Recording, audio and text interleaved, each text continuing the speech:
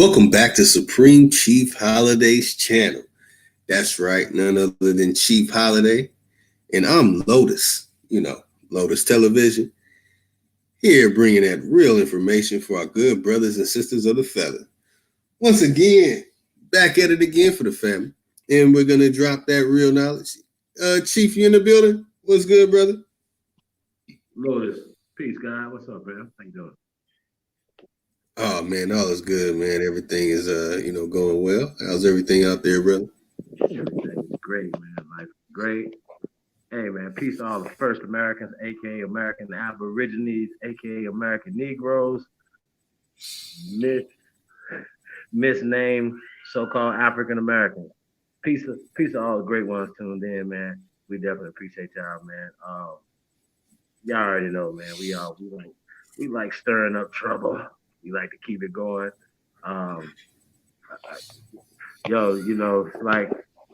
when you think about it, man, you know what I'm saying?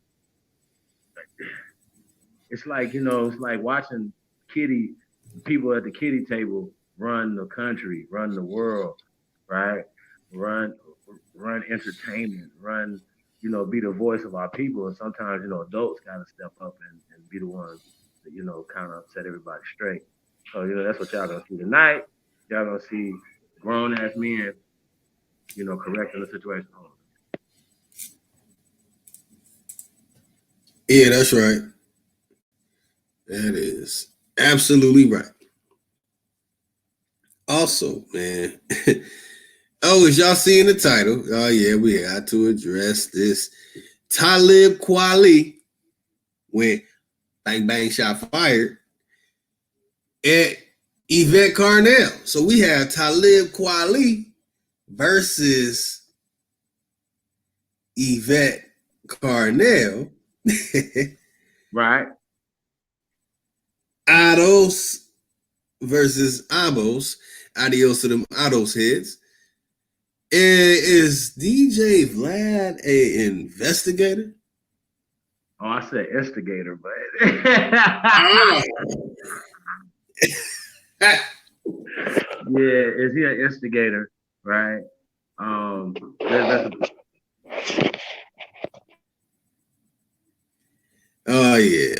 And for extra jabs and giggles, we got Eminem, RIPS, Lord Jamar. Man, what's going on here? Oh man. All bad.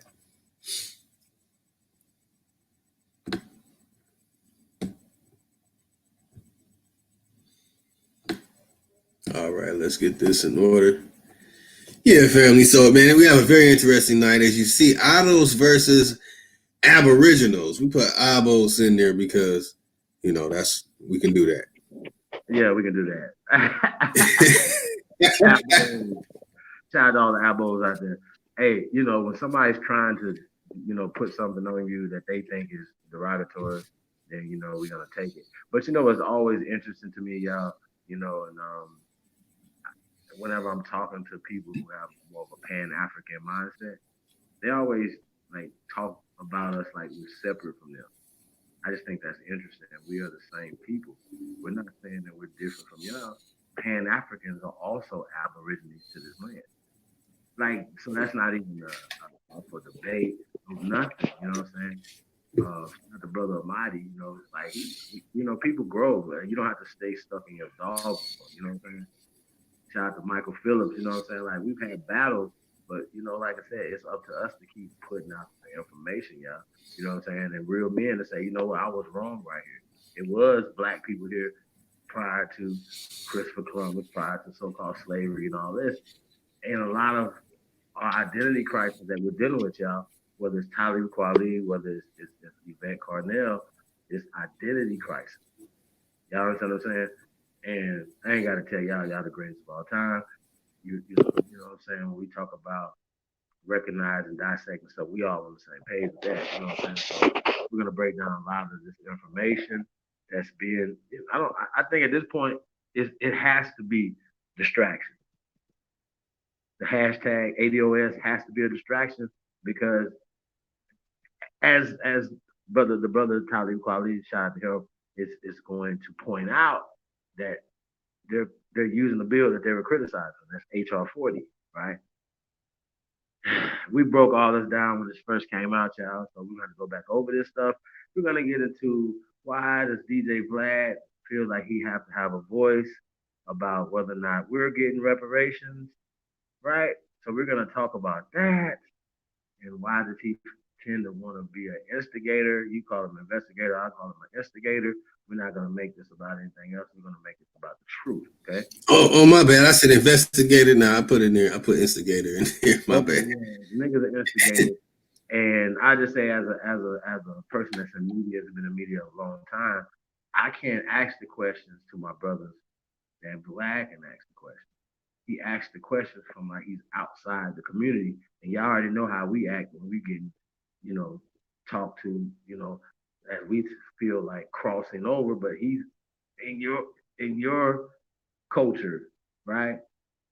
If Vlad had to do a show that was based off of Jewish people, he wouldn't have a show. Maybe Mac Miller, I think that's maybe the only person. He wouldn't have a show unless he interviewed execs and certain things or whatever. And it's just certain tricks and secrets and stuff that they're not necessarily gonna let out there. You know what I'm saying? So let's just keep that real, y'all. You know what I'm saying? We gotta understand that. So we are the fuel of the show. You know what I'm saying? So this is how they go, man. And I've said that a long time, and we got to understand our value as Americans, as Aborigines to America, as the creators of this thing that we do. You know what I'm saying? We're talking about this culture. This is a culture. It's a lifestyle. Hip hop is a part of that lifestyle. It's like the fucking soundtrack to this lifestyle, and it's the most influential phenomenon on the planet. Let's keep it real. Y'all. Let's be real about that, okay? And infuse that with the rest of the American culture. You know what I'm saying? We the shit. However, we don't own it. So we're gonna get into a lot of that conversation tonight, right? So,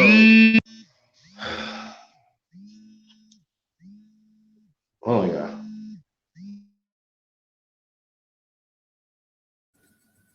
Yeah, that's right, man. We got Chief Kokomo in the building saying what up to our good brother, Supreme Chief Holidays. Gretchen Hill back in the building. Things have been fixed. Peace to all. Mr. Aboriginal Smith, peace family. Mr. Aboriginal Smith is in the building. That's right. That's right. That's right. Yeah, honor right back at you, Gretchen Hill. Got Boo Feather Melanated Empress, BK59, reading blissfulness and wellness. Atum Cheveo. Peace, relatives. That's right. What's good, Rail? That's what we say back in the hood out front. Say ale and rail. You know what I'm saying? Back in Pasadena. The Codex in the building. The Cyborg is up. Running them. On that, terminating the data on them. That's right. Good brother Ty did it. We got White Rodell, Natchez, Mississippi in the building. That's right. Mississippi. Much love to the family out there in Mississippi. We got 9 Ether. Onkapoko. Shout out to Chief my back in the Mississippian. Yeah. I'm right here, man. I'll be right back, Lotus. Hold on one second. That's right. Chief will be right back with us, y'all. We got Lady Gemini in the building as well. Halito loved ones. That's right. Honorable admiration to all my brothers and sisters of the feather here on Supreme Chief Holidays channel. I'm Lotus.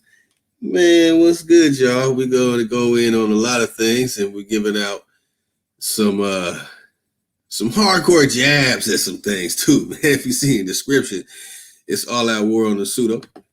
A little insight by good brother Lieber. We got Indig Amari Seminole Indian in the building. Peace, brother. Original one in the building as well. Peace, 90. We got Libra's son in the building. Peace and love to the First Americans. That's right, First American Council. That's right. Y'all hit that like button, subscribe and share to all the other channels as well.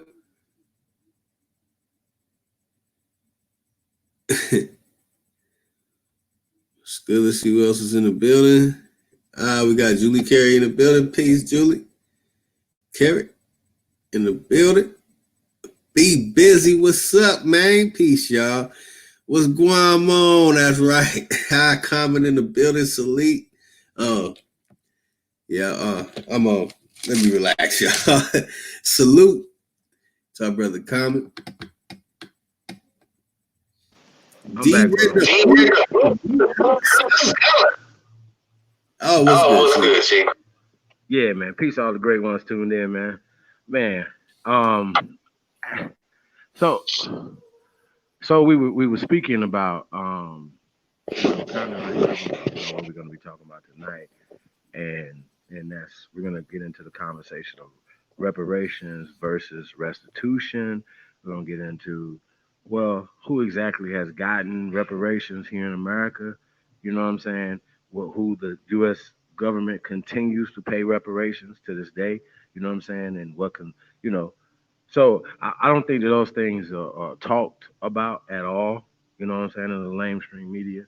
You know what I'm saying? And that's by design, y'all. Trust me, because the people who are getting reparations don't want you to know their game and what they got going on.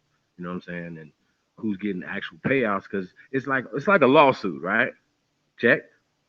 You sue somebody, and don't mean you're never gonna get paid or paid the way you want to get paid. Somebody just bring you a bunch of nickels or a bunch of pennies. They don't pay you the way they want to pay you. So you got to keep all this in mind when we're talking about all the treaties that were broken. Well, reparation treaties were in some of those things that they broke. Okay? And a lot of times people talk about things that didn't even exist, like the 40 acres and a mule and all this dumbass shit. Hence, HR 40 and dumbass. It's just Hollywood, right? The whole conversation is Hollywood. All the bill is for them to have a committee to talk about it. They've been trying for 30 plus years to get these people, check, to have a meeting about it. Not point A, point B, point C, here's the monies, this is what needs to be paid, who they need to be paid to, A, B, and C. That's never the conversation. Just should they waste their time? Because they got a lot of time. Well, they don't have that much time. So what do they put on the agenda to even talk about? Not here's the bill to vote on. See how this works? See the difference? Like a lobby. This is the weakest fucking lobbyist ever, right? But they got the operation takeover. But you're talking about you have a lobby. I mean, you're taking over without a lobby, without an economic base. And if you're using the NAACP, check, right? And we know who created that institution and who runs that institution, who funds that institution. No matter if they got your black ass faces on, Rachel Dolezal on, people still running. That's how that worked. That's who it was started for. That's who it was created for. That's who. Well, I don't want to jump the gun yet, but they work for the advancement of their people first. That's just what it is. So we got to talk about that. And they use us as cannon fodder, or buffers or whatever the case may be, or scapegoats, or just blame Martin Luther King, blame Malcolm X, blame Chief Holiday, right? Let's blame them. Let's make them blame each other. Don't make nobody be accountable for anything. You know what I'm saying? And I gotta say this, man. You know what I'm saying? We're gonna kind of segue into the song tonight. One of the songs, we start this thing out, man. S&E, Sports News and Entertainment, man. You know what I'm saying? That's kind of what y'all gonna be getting, man. You're gonna get whatever's cracking, whatever's hot, whatever's not, whatever, the culture, man. You know what I'm saying? And give our opinions on stuff, and also, be trendsetters in the culture. So that's what we're gonna be doing over here, man. Tribe Up, S&E, that's Sports News and Entertainment. Yeah, man, respect to the check-in, man. That's coming tonight too, man. We're gonna be reading some comments, not like in the chat room, but comments. We do that all the time. but comments from people, that have left comments. So, so a lot of new people, a lot of people I've never seen before. Most of the comments we get, y'all, are positive comments. So it's not like we, get a lot of hate mail and stuff like that. So salute to y'all, man. We definitely appreciate that. But every once in a while, you got to hear some hate just to let you know that you ruffling feathers. See how that work? And it's always interesting to me when we get mestizos who try to put us in our place and tell us who we are. I always think that's interesting. You know what I'm saying? But nobody never told them who they were, or who their ancestors are. You know what I'm saying? They just be so disrespectful. So we're gonna have to talk about all of these things. But I just wanted to put out before we get into this video. You know what I'm saying? Loyalty goes a long way. Okay, y'all gotta understand. People that haven't been loyal to, like, say, myself or anybody else. You know what I'm saying? You gotta understand. They're not gonna be loyal to each other either. You're not gonna be loyal to. They're not gonna be loyal to you either.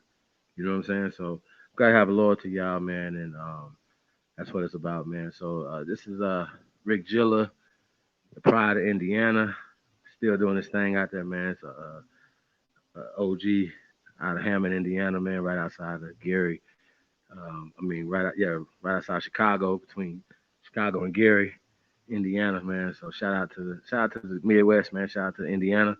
A lot of great talent out there, man. Like I said, this is the Pride of Indiana, man. His name Rick Gilla. Go check him out, man. It's called Loyal. Like I said, I'm just let the song do the talking. You ready? Ready, Lotus?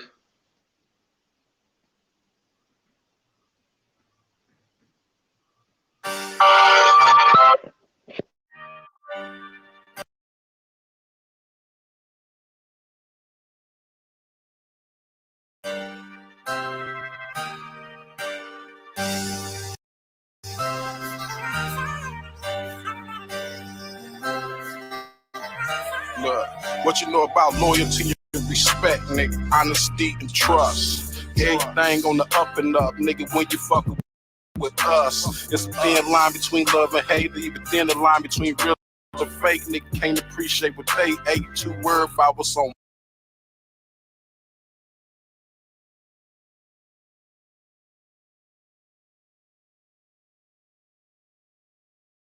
With the blood clot now.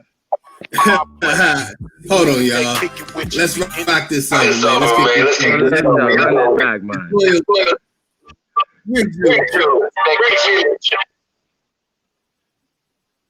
Let's run that back. Bring that beat back. Bring that beat back. Yeah.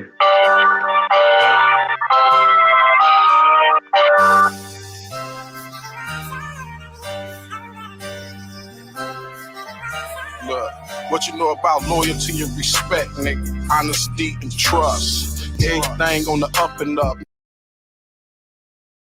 Nigga, when you fucking with us, it's a thin line between love and hate, even thin the line between real and fake. Nigga can't appreciate what they ate. 2 words if I was on my plate. Same nigga that kick it with you, be in the secret competition with you. Same nigga that kick it with you, in the secret competition with you. For the right price at the right time, or the right bitch, or the right lick. I done seen that motherfucker switch, nigga quick to do his dog like Mike Vick. I thank the Lord for discernment. I've been peeping niggas whole card. I play the game just to play the game. I'm a veteran, nigga. I go hard. I'm standing on like a rock, nigga. I'm 10 toes on my soil. I'm in tune with my intuition. I know when niggas ain't loyal, nigga. Yeah.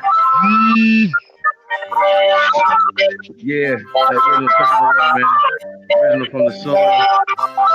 Yeah.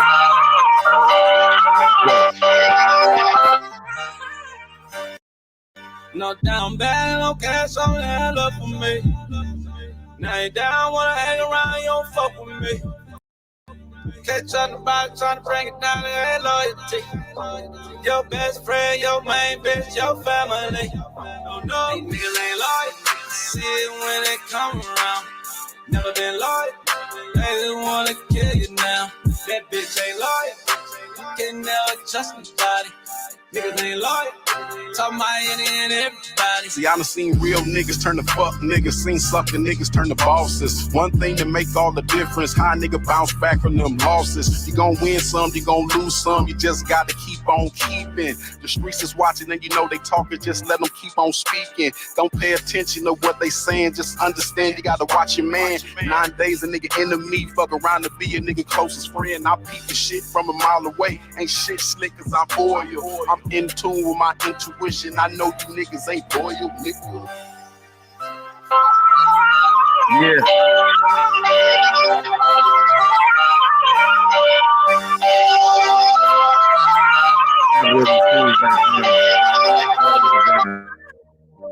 No down bad, no cash on that.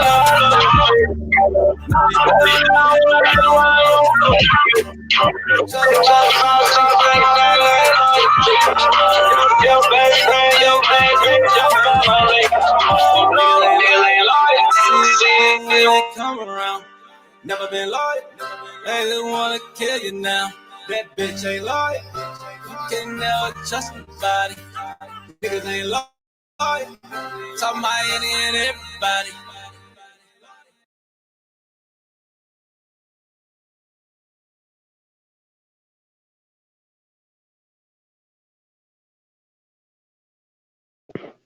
Yeah, man. Sheesh. Shout out to Rick Dilla, man, the pride of Indiana. HMD stand up. Yeah, man. Yeah, man. If y'all haven't heard of that guy, man, go check his catalog out, man. He's a Indiana legend, man. So he's been putting in some work for a long time, man. Shout out to the Grind family. Shout out to CCA. Y'all go back. You know what I'm saying? So shout out to Freddie Gibbs, man. Came up out of Gary. Yeah, man. Been doing this thing for a minute, man.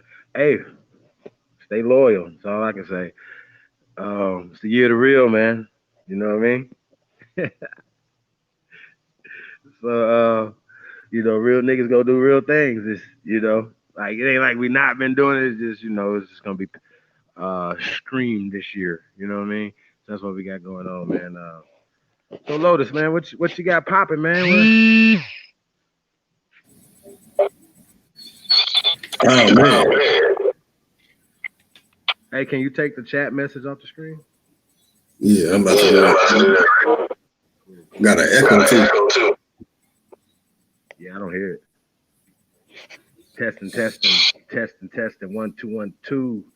Yo, man. Speaking of 1 2 1 2, man, I called a couple of the Wu-Tang joints, right? I'm gonna have to go check that whole series out, man. That looks super dope, y'all. You know, I'm a hip hop head, man. I'm a Wu fan, man. You know what I mean? Like, so just to kind of get into, like, it gets kind of into I watched like 7, 8, and 9 episodes. You know what I'm saying? Shit's dope, y'all. You know, if you into that, you know, into the culture, man. You know what I'm saying? I definitely would recommend that, man. Got some great actors and actresses in there. The guy that's playing RZA is dope. It's just how he carry his mannerisms, how he just act, you know what I'm saying? Just how he portraying Bobby Digital. Shout out to RZA. Shit's dope, man. Just how they moved, how they all galvanized around him, man, and you know how he got knowledge and he was so influential on his peers, on his brothers, y'all. That's one thing that stood out to me. You know what I'm saying? Even though he brought two different sides together, you know what I'm saying? So RZA, man, like that's sheesh. Shout out to RZA.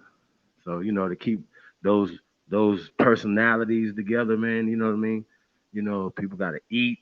Like it's a lot of so many different factors. They gotta survive in them streets, you know what I'm saying, of New York. So yeah, bro, shit gets deep, y'all. So I recommend it, man. So I'm recommending myself. I think I'm just gonna get Hulu just to watch that, you know, the whole series, man. So shout out to the Wu, man. Wu forever, man. So yeah, man, and just, you know, you get a lot of history too, man. So like I said, man, it's a dope dope depiction of Wu-Tang, man. Boy, man, he playing the hell out of Method Man, man. Shout out to Dave East, man. I know Meth like, yeah. What is nigga? Like, come on, bro. Like, he playing the shit out of my dude, man. So shout out to Davies, man. Yeah, man. He's acting, man. He's acting his ass off on that, man. So shout out to him, man. Hey, so we're gonna get in right into this, man. So once again, how about this, y'all? We'll play a clip. We're just gonna play the audio, y'all, because it's really everybody know what Talib Kwali look like. Maybe we can have a still shot of him or whatever. But we're gonna play. We'll just get into it, and then we can come back on the other side of it. I don't want to spoil it for nobody. Like I said, shout out to him. And once again, when we're talking about being loyal, it's about being loyal. Okay? It's about being loyal. And we're going to get back to this conversation about being loyal. I want you guys to kind of see it.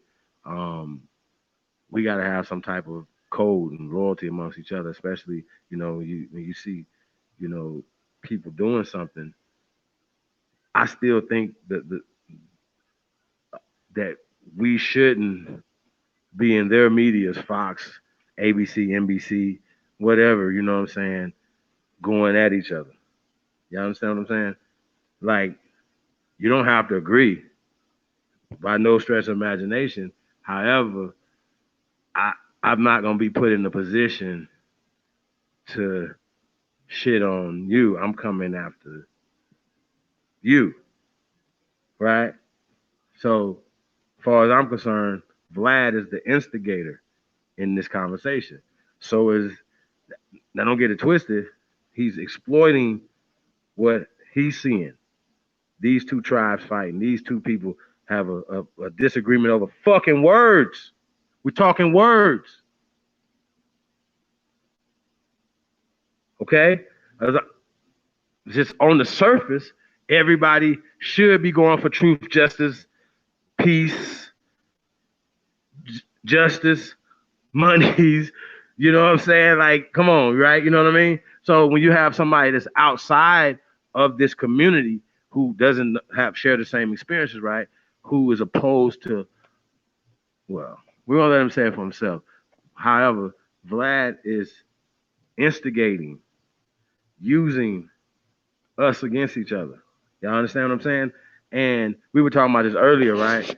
If we all are having a private telephone conversation, right? Not that we're saying anything negative, but this still is a private conversation between us. Vlad interrupts those he's in the middle of those conversations and instigating on both sides, bloody crip, this to that, ADoS to this. You understand what I'm saying? If I'm on Vlad, which I wouldn't be, in this circumstance, what we're talking about, right? He can't say, okay, well, I understand that you said fuck ADoS. Yeah, and I will explain it, but I'm leaving it short there. I'm not going at ADoS. I'm not going at my people, right? And so we talk about being loyal. You don't have to agree. I don't agree with the slavery part, and then I take it back to him. I take it back to, why don't you want us to have what your people are getting? Okay? So we always nobody asks Vlad that question. Why don't you want us to have monetary, meaning money, reparations? And some fake ass, he wanted maybe in the form of education, miseducation, and indoctrination, right? See how his mind work? Because they know that you programmed and you only gonna come produce for them. See how this work? Nobody ever ask him, why is he for his people getting reparations from the United States government? Nah, it would be different. I know a lot of times people say that, but nobody never produces anything, right? Nobody produces anything when they say these things. Oh, China owns America. Nobody produces deeds with Chinese people name on this shit, right? We're gonna produce shit so you can understand how this is not hidden. This is right here. So when we got all these politicians who sign into law and bills and certain things, they earmark things for Vlad's people. Okay? So they get reparations from your tax dollars. Okay? Let's be clear. We pay reparations to other people in other countries for shit that other people did. Okay? Let's be clear. And I know that sounds crazy, right? You're like, why would we pay restitution? And I like to say restitution, y'all, because it's a crime, things have happened or whatever, right? You wronged me, you've taken something from me. I like restitution, okay? And we can get back into that or whatever. If we broke these words down. What's the difference between reparations, weakness, and restitution? You're walking the door like, well, you've already been convicted of the crime. You've already been executed for the crime. Can we get our money? That's all the fuck we talking about. Not can you have a fucking meeting to talk to even have a conversation about it. That's how arrogant and dumb everybody is when you're listening to these people. So anybody say something about SR40, please jump off a bridge. That sounds crazy as hell to me. What are you talking about? What is it in it? What are you talking about? Show us. We broke all that down, and that shit don't make no sense. So for people to be against it, right? And that's why we have a problem with ADoS. Because it seems like you guys are just, going to bed with the Democrats. And we're going to talk about that tonight, too, because, you got some people like these sets of Democrats. Oh, we don't like the Hillary Clinton sets of Democrats. We like the Bernie Sanders sets of Democrats. When y'all going to pull up a leader from your own people? When? Don't tell me Cory Booker, don't tell me Kamala Harris, and definitely don't tell me Elizabeth Warren. And we're going to get into all of them tonight, because anything that people that say that they're for reparations, I can say I'm for reparations, but never lift a fucking finger to do anything to get reparations. What we do over here is we do shit to get motherfucking restitution. That's the difference between us and everybody else, okay? That's the goddamn difference, right? We're going to analyze and break shit down that nobody else is going to analyze and break shit down. That's just what it is. It's the craziest shit ever. Because we already know in lamestream media, they can't expose these people.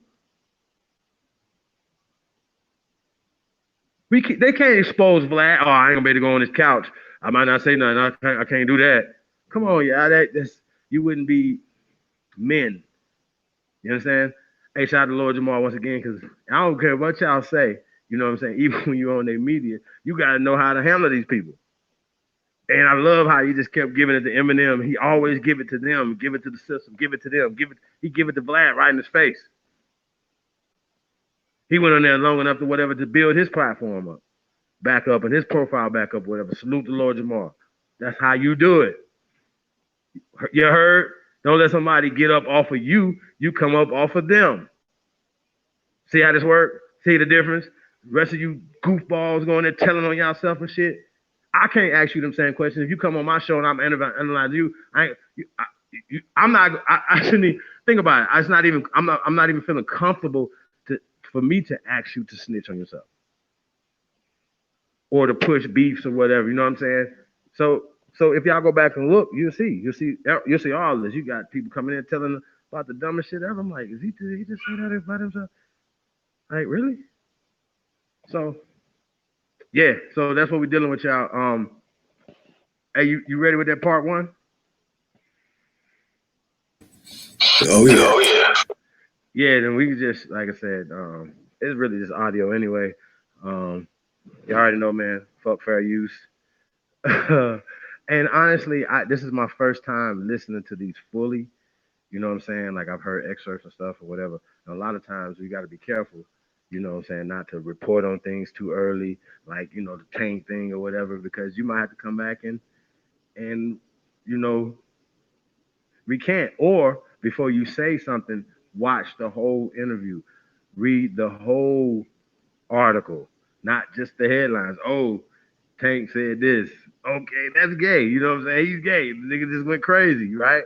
And I just think that's, it's not cool at all, y'all. So I just wanted to say that. But back to this video right here, y'all. Like I said, shout out to Vlad, man. I mean, I don't know. I guess we need them to facilitate our culture for us. I don't know.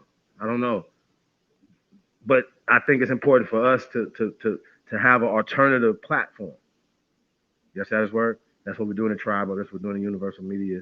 You know what I'm saying? That's providing an alternative. But y'all gotta understand, like, shit ain't free. Nothing's free. Everything costs, and you know what I'm saying? So, and that's just what it is, y'all. You know what I'm saying? So, in order for us to have our own shit, we got to support each other. We got to support Original Tribal Wear. We got to support aboriginalshoes.com. We have to support each other. That's what this is about.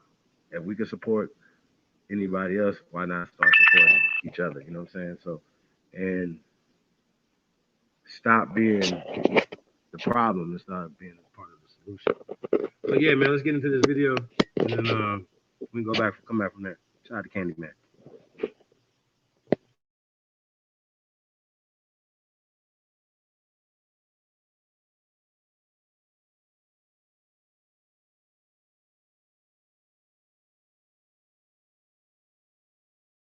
Exactly. Glad you came back. Hey, man, I was in the neighborhood. Yep. Strolling down the street. All right, here we go. Talib Kwali, welcome back. It's been what, 2-3 years? It's been about 3 years since our last one. It's my my tri-annual Vlad TV interview. Exactly. Exactly. Glad you came back. Hey, man, I was in the neighborhood. Yep. Strolling down the street. Well, we have a lot to talk about today. Yeah, we do. And this is where we're going to start it out. Okay. So I did a tweet about reparations. Mm-hmm. I was up one morning and When was this? This was a few weeks ago. Okay. A few weeks ago. And I was up one morning and I started thinking about all the groups that have gotten reparations throughout history, from the Japanese, the Native Americans, to the Jews, and so forth. And I was like, why aren't Black Americans not getting reparations? Why is this not a serious conversation right now? Because clearly there was a violation of people's rights over hundreds of years, and there's still an effect of this today. Right. Let's go ahead and start talking about it more. So I went ahead and tweeted, I said, I fully support reparations for African Americans.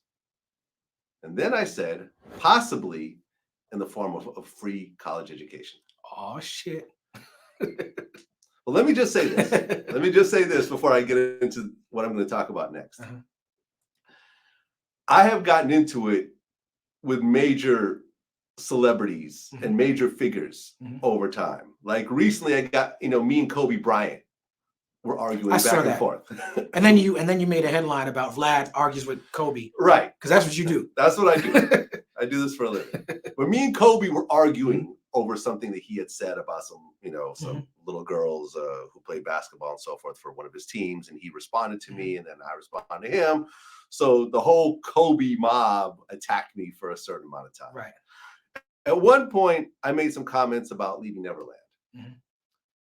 And Michael Jackson's nephew, Taj Jackson, responded to me. And then the whole Michael Jackson hive attacked me. All that paled in comparison. Yes. To the pushback and the reaction that I got to this one tweet from a group that I previously was unaware of called sounds like my story. ADoS. Right. American Descendants of Slavery. Right. This is still going. Like I'm still getting daily tweets and DMs and it's interesting because what they're saying, they're calling me a white supremacist. They're calling me the devil. They're calling me a culture vulture. They're saying to cancel. I'm sure you've heard these things before. I have, but not in the same gusto that I've been getting. And it actually, most of those accounts, they're absolutely. The founders of ADoS. Can you say ADoS or is it ABOS? I don't know. I'm just gonna call it ADoS. Sure. All right. If they have a problem with it, it is what it is. He started responding to me. So me and him went. Tony Moore. Yeah, Tone Talks. Okay. Yeah. And me and him went back and forth a couple of times, which I thought was, a respectful back and forth conversation. And then he said, I'm just rambling.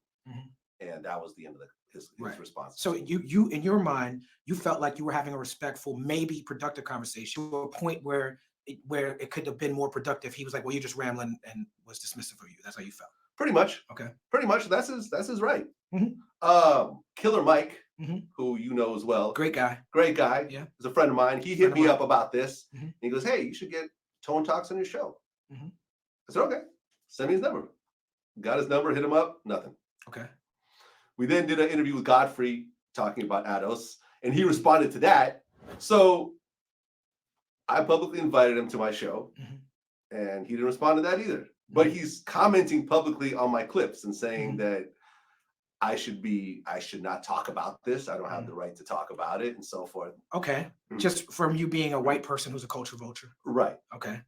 And he said, there's going to be a lot of pushback to the fact that be a lot of pushback. I'm here and I'm talking. Oh, yeah. But keep going.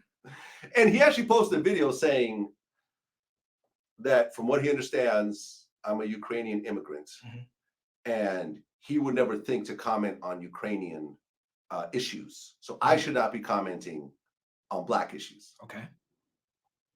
Which I find completely ridiculous. Okay. I'm an American citizen. I'm going to talk about political issues. Okay. Right. And to be clear, reparations, is a political issue because reparations, the idea of it is you're asking the government to give money for atrocities that the government created. Right. In order to do that, you have to deal with politicians who are voting in the government, right? Right. So reparations is actually a Black agenda. I'm a pro-Black person. I understand the need for a specific Black agenda. Reparations falls within that Black agenda. But what reparations actually is you could call it socialism. You could call it government assistance. It's asking the government to pay money to people for things that were done. Yes. Right. Okay. So keep going. It's a political issue. And I will say this though. You as a white person, the immigrant thing is a whole nother thing. ADoS is an anti-immigrant group, which is why they quickly jump to immigration. When we're talking about reparations, all of a sudden the conversation becomes about immigration. That's on purpose, but we'll deal with that later. Yeah. As a white person who makes money, you make a decent living off of hip hop. Yes, I do. You have to be very careful with how you involve yourself in these conversations. Yo, hey, Lotus. Can you stop it real fast, brother? I got to address it. Fuck. God damn, brother. See, y'all. What we're having right now, right, is a failure to communicate. Vlad is on code. Vlad has got with the white gang. Okay, the white side of this equation is winning. He could just come here last year, get naturalized, and he's a white man now from the Ukraine who has a good life off your motherfucking culture, Killer Mike.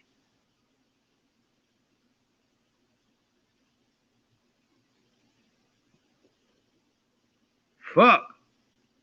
When you say Black, you don't even have to tell him he white. You don't have to tell him all the things that you just said.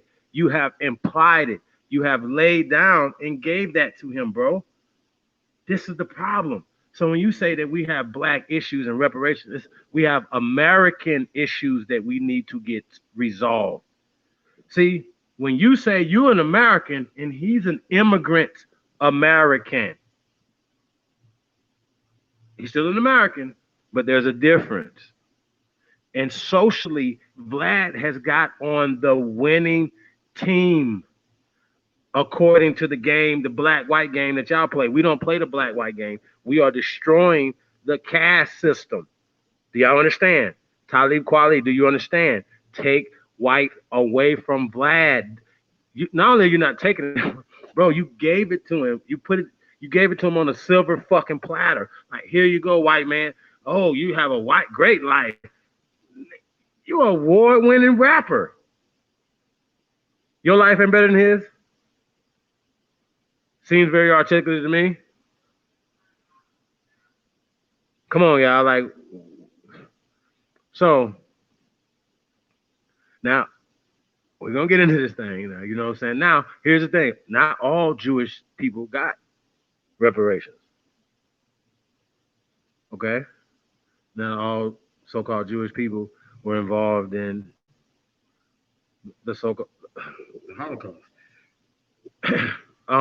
You understand? So yeah, so yo, we're gonna get back in this video, but I want to break some things down so people can kind of understand what we got going on right now when it comes to what they're calling reparations. I like to call restitution. And once again, Talib, we speak words of power. It's just like, okay, you guys can dig the 5% nation, whatever. We all can dig the 5% nation, right? But I'm sure if when you start calling yourself gods and things of that nature, right? You did that to affirm yourself, to give yourself power. Check. When you say you're a black guy, check, that means that there's a white guy and he's stronger. Zeus is stronger than your black guy. That's how that works. When you destroy this God, the whole color concept, then that doesn't compute in your paradigm. You take power from somebody who doesn't necessarily have the power. Vlad's power is illusional. Let's be real. If he had to do a show that was strictly about his people, he wouldn't have a show. Wouldn't be rated like that. At least not by us. So yeah, I just think, you know what I'm saying, we continue to, even in things that we can control, that we continue to empower other people's communities that clearly look at you as other than them. Let's be clear. So yeah, man. So just wanted to get back to that. I had to say that about this white thing, man. Yeah, we gotta do away with the black-white thing. Definitely, I don't hear white supremacy as much. You know what I'm saying? That's cool. If you have to speak on what you are calling white WS, you know what I'm saying? We're gonna call it that. WD, degeneracy. Okay. Throw away the color scheme, black or white. It's just degenerate. It's degeneracy. Okay. So if something is so deplorable to you, then call it something deplorable. Don't give it fucking wings. Red Bull, you niggas is like, y'all the Red Bull for these niggas. Like, here, Vlad, here's your wings. Grow, fly away. Fuck out of here, man. Clipping all wings, nigga. We not having none of this bullshit. Shout out to all the real out there, man. It's the year of the real, man. Support the real. That's all I can tell y'all, man. The real gonna recognize real. That's it. That's all. That's all it is. Y'all listening because y'all fuck with the real, because y'all the realest, man. So we gonna say that. The realest chat room on the goddamn planet Earth. How about that? Fuck out of here. Shit crazy as hell to me, y'all. I get turned up, man, because I just don't like dumbass shit. We can clearly do stuff, right? Clearly. You know what I'm saying? So shout out to all the rappers and actors and ball players becoming podcasters and shit. Salute to y'all, right? But one motherfucking thing is clear. Y'all got to support the other people. Y'all got major platforms. You got millions of fucking dollars, a lot of y'all. Some of y'all don't. Some of y'all squander your money. But we got to start supporting our platforms. If you have platforms, you guys have the resources to put into platforms. We would support your shit. So support ours. So we need interviews, certain things like, oh, well, they only got, you know what I'm saying? That's how niggas move, man. Niggas move like that. Well, if Jay-Z or Nicki Minaj come on my channel, guess what? We're going to have a lot more people coming on the channel. Because they came on the channel, because niggas is groupies. Trust me on this. You get one, the rest of them will come. And that's what Vlad is doing, dummies. Fuck. And not to knock anything or whatever, but he doesn't have a vested interest in our culture and our community, anything or whatever. Now, it's cool that he can even raise the conversation. I think that's dope. But he's supposed to be like, well, this is how these other people that you name got their goddamn reparations. That's what we're going to do. See how that work? Well, the Jewish people got reparations. The Japanese people got reparations. Well, why? What were the circumstances? Would you support, right? And then Talib started, I wanted to say this too, about immigrations. I heard somebody say in the chat room earlier today when Ty was going on, shout out to Ty Data. It was like, they were up here, or maybe that was I think that was in Brother Marty's chat room. Shout out to Brother Marty. Yeah, they was talking about that these people are being gatekeepers to who's getting the goddamn money before they even get the goddamn money. I think that's interesting. Yeah, that's it. That's what it is. They want the money.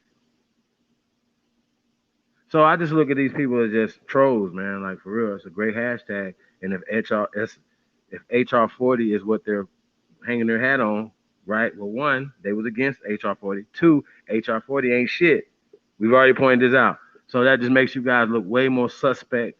And then you don't give us anything that we can say, oh, here's some documentation right here, whatever. This is what the bill that's on the table that all these senators are signing to put into action like they do for these people. That's just what it is. Say, bro, tell me I'm lying. And then we can start getting people out of offices when it's time to get people voted in. That's the voices. That's the things. That's the power that we have. You understand? We have a major. We got power that we don't think that we have.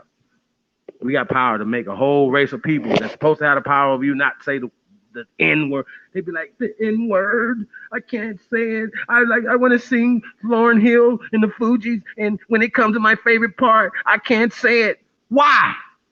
Why not? Thought you had the power.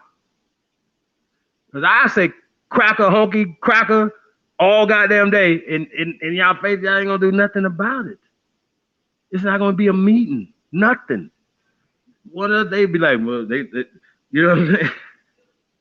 Where's y'all power? The LGBTQ got more power than this. And that's another thing I think y'all got to understand that's kind of mixed with the ADOS, the LGBTQ community, and that's just real. I don't care what y'all say. So that's where a lot of the wings come from or whatever, you know, and a lot of the bots and whoever be banging or whatever, because they have a vested interest, right? It's just like anything else, just like Black Lives Matter, right? ADOS has been put in the same category as Black Lives Matter. Let's be clear. Let's keep that real. Can we keep that real? It's like George Soros and them is now have taken over the ADOS. They're not even standing on the same stuff they were standing on. So, and Talib is going to astutely point that out, y'all. So, like I said, man, we're going to get back to the video, man. I don't like dumbass shit, bro. Don't keep saying black, white shit, bro. That's losery. Shout out to you, though, man, but nah, bro. The black-white paradigm is a caste system that helps them win.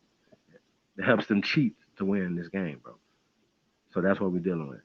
So let's do away with the black-white thing. Let's just talk about American and immigrants, okay? Okay? So my only other question also is, do some Caucasian people, and how are we going to know, do they get reparations too in the ADOS movement? I need to know. Let's go.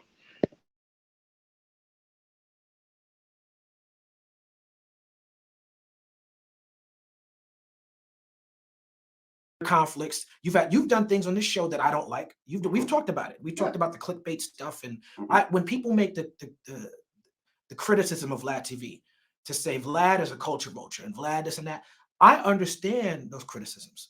Yeah. And some of those criticisms are valid.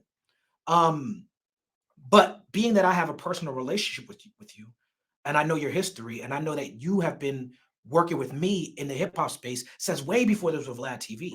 You know, I understand that, even though I understand where those criticisms come from, in my opinion, and there are people who watch it who will disagree with me, I don't think that you are a culture vulture. I think that you can lean into that space sometimes, but when you do it, I don't think it's intentional. And so when I come to your show to talk about reparations, I got to be very clear that I'm talking to the audience. This is a conversation. I'm utilizing your platform as a tool to speak to a predominantly Black audience, because you have done work to get your platform to the place where, for better or for worse, a predominantly Black audience is watching your show. The reason why ADoS is so triggered by your wading into the reparation conversation is because they understand the importance of your platform.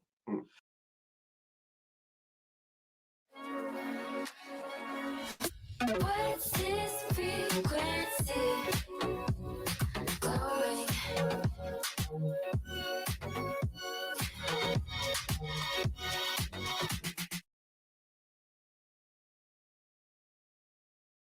And so I just have to state that before we go further. It's like, you know, you and me share a culture, hip hop culture. You're not in black culture. You know what I'm saying? But you are in hip hop culture. Right. I'm not black. Right. So we have to be, you and me both have a responsibility to be very careful with how we talk about this reparations conversation, because the things that I need to say about ADoS, I don't necessarily need to say to you, I need to say to them. You know what I'm saying? And I'm very clear about that. And I have my YouTube channel, Talib Kwali YouTube channel. I've recently been trying to utilize that more. I have a little show I do called Vibrate Higher. And I interviewed Mark Thompson, who's also a pro reparations guy, who's also a target of ADoS. Yeah, we're gonna talk about that. Right. I did that because I can't just be in non-black spaces talking about it. I got to create my own space for it. But first off, I'm pro reparations. Yep. Matter of fact, I would challenge anyone to find a rapper that has been more publicly pro reparations than me. When my first record, 2000 Seasons in 1997, I'm talking about reparations on that record. In 2004, Kanye West. Malcolm X Grassroots Movement, a pro reparations organization I'm down with. Go ahead. Do you want to talk about some of those lines in those songs? Sure, we can. So, for example, in 2000 Seasons, you say... I say something about extortion. They call it reparations, but I call it extortion, whatever. Give me I call it reparations, but they call it extortion. Right. And then in We Can Make It Better. I guess that was a bonus song off of... It was like a Good Friday thing. That's what it was. I couldn't find it on the album. It was like, remember you was doing it was Good Friday? Exactly. Yeah. I said, and it's funny because Kanye West was in his like New Slaves era when we did that record. Like that record, I did Chain Heavy, which was also in that era. Okay. No, I'm confusing errors. Chain Heavy was maybe 3 years later than We Can Make It Better. Okay.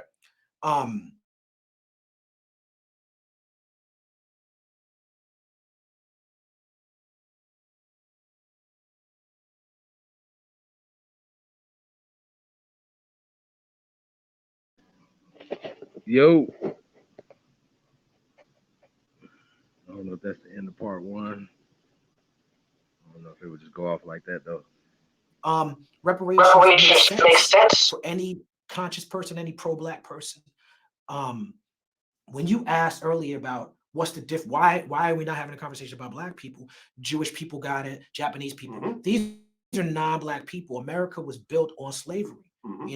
Race is a social construct that doesn't really exist in biology. Racism, the idea that blackness is bad and whiteness is good, was invented to justify the slave system, the Atlantic slave trade.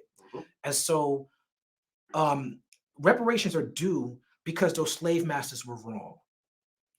They were wrong about a bunch of shit. They were wrong about immigration. They were wrong about a bunch of shit. But one thing they were very wrong about was slavery. And so the whole, just off top, before we even get into what my problem with ADoS is, once I found out about them, because I hadn't heard about them until they attacked me, but the name American Descendants of Slaves, I get what they're trying to do with that. But to me, a better name is American Descendants of the Enslaved, because by saying they're descendants of slaves, you say our history starts with slavery, as if there's nothing before that. To say that you want to separate yourself from your connection from Africa when you're trying to get reparations based on the fact that we're enslaved Africans, it's crazy. Right, because what Tone pointed out was when me and Godfrey were speaking, we both referred it to African descendants of slaves. And he said, he said, that's wrong. It's American descendants of slaves. Then me and Godfrey talked about it afterwards. We're like, kind of same thing. Yeah, I mean, this we're not really shifting from the feel of, the overall theme of what you're saying. Well, you are, because the point of ADoS is to be nationalistic. That's the whole point. As opposed to being Pan-African. Yvette Carnell, the founder of ADoS, did a video called Pan-Africanism is Dead. That's a problem for me. Right. I'm a Pan-Africanist. Right, because your parents are Pan-African. That's right. And any pro-black person who's really about their shit is a Pan-Africanist. How dare you try to separate us from Africa? How dare you? Right. That goes against everything that's the black agenda, the black code, whatever you talk about. Tone Talks has a video where he breaks down how he went to 23andMe or whatever, and he did his ancestry.com or whatever, and he broke down his DNA. And according to Antonio Moore, Tone Talks, he said he's more European than he is black. He said, I'm such and such Dutch, such Danish, or whatever. Put that in a little box too, And he does this video where he talks about changing the idea of what race is, because according to his DNA, he's more European than he is African. The reason he's doing this is because it's a nativist movement. They're trying to say that our history starts with America. Our history is foundational. Americans, we are Americans. All of them have American flags.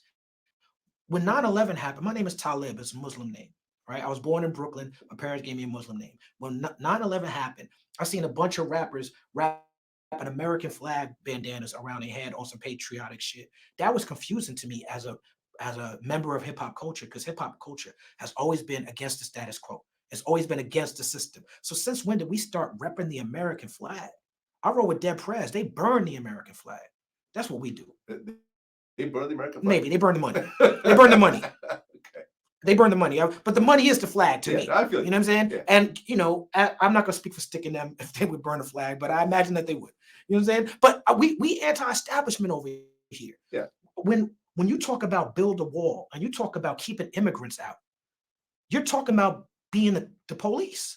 Like, how is it that the ADoS movement, which is supposed to be pro-reparations, is out here caping for ICE agents? That don't make sense. They call me a snitch. They call me a fed. Nigga, y'all out here really saying that you're down with ICE, but I'm the feds? Doesn't make any sense. Crazy.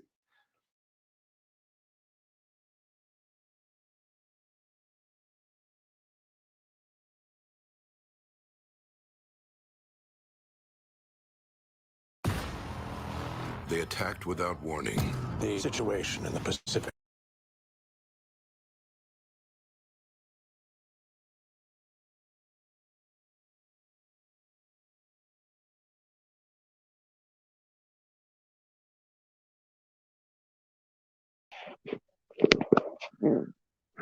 Wow. Oh, yo, man, so much to unpack right there, man. So check it out, right?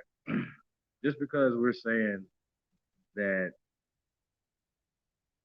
we're Americans, we're the first Americans, we're Aborigines to America, right? And that we never migrated here, we never came here, that we sprung up on the soil, right? That's what a tanchan means. Okay, shout out to the tanchan one. One who springs up from the soil, right? So it has to be a thing because it's a word. Like, it didn't just magically appear. You know what I'm saying? So it usually describes, indigenous, aborigines, natives to a landmass, right? So that's what we're saying. So when we're saying that, that empowers us to do business with our other brothers and sisters around, indigenous brothers and sisters around the planet, because it would be clear to them that we know who we are, first off, right? See how that work? Which gives us more power here in America. Now, when we're saying we're American, right, it's because we have been socialized to burn the American flag, like the brother was just talking about. Remember the brother walking on it and getting locked up and doing all these other things, you know what I'm saying, right? He took a flag, a piece of cloth, and we made that cloth another symbolic God entity over you, and it's not. It's a piece of cloth, right? And somebody put together. However, it's always interesting how they socialize us away from loving the flag, right? Loving this country, being patriotic, you know what I'm saying? And what we have to understand is because everything is framed in this thing called slavery. Now, like I said, I salute the brother Talib Kwali, you know what I'm saying? Like I said, the differences that we have are words or understanding. We don't have a problem with Africa or African, right? If that even exists. But we want to deal with, people from a position of power and being Americans and using just being the best Americans we can be will help us empower ourselves around the world to do things better around the world. So we're not and it's crazy that these people can come here from the so-called continent of Africa and form whole ecosystems, right? In New York, right? In California, right? In Houston, right? In Chicago, right? Boston, wherever. And we're not included in that. Let's be clear. So I think we got to be clear on stop being so foolish when we're saying African Americans and stuff like that, and pushing that whole line, pushing that line while saying that you for Black Power, right? Everything that you're saying is contradictory. You know what I'm saying? It's foolish. It's pseudo as hell. I believe it's like pseudo Black Power, pseudoism. It's pseudo as hell. It doesn't add up. Now I'm a Dead Prez fan as well as Black Star, right? Check it out. I am like for real. I'm an African. And you know what's happening, right? That's my shit. However, I hope and pray to God that M1 and Stickman are not still stuck in that mind frame. You understand? People have to elevate. People have to do genealogy. People have to do more research. People have to read more. You can't stay stuck in a paradigm that is not winning for you, that is helping the caste system continue to push you down. You understand? That's how this works. You understand what I'm saying? We're gonna be boycotting the Harriet Tubman movie as well. Let's come out. Go Yeah, like we're gonna have a anti-Harriet Tubman visual, like and watch, nigga. No, stop it. It's hilarious that they could still in 2019 find people that even want to play these parts. Like it almost got to be what they got to do it in blackface. We have to stay on code. We're not making these movies anymore, no matter how you might want to push that this is a historical fact and this happened and all these other things. Yo, no, we're not playing these games. And once again, though, it goes back to Talib Kwali. He frames it. When he said enslaved, y'all, he's moving. Right? He's moving in a forward direction. He's getting there. Trust me on this, he's getting there. Now, what does that mean, y'all? What does slave and enslaved mean? Because he didn't get it's a soundbite. He can't break it down all the way, but we can break it down for him, right? So we're talking about enslaved, right? That has many different forms, right?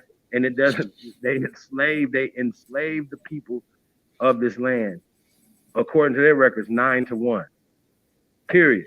That's it. That's no more convo, no more coming back. And it was only a small percentage, less than 10% of us who were actually enslaved during these time periods. Prisoners of war during these time periods, okay? Nobody is like, hey, man, we just fought you in the war. Get out there and pick my cotton. What? Yo, I'm getting you the farthest fuck away from me as possible, bro. You getting the, bro? I'm sending your ass. I'm sending your ass to the Caribbean island.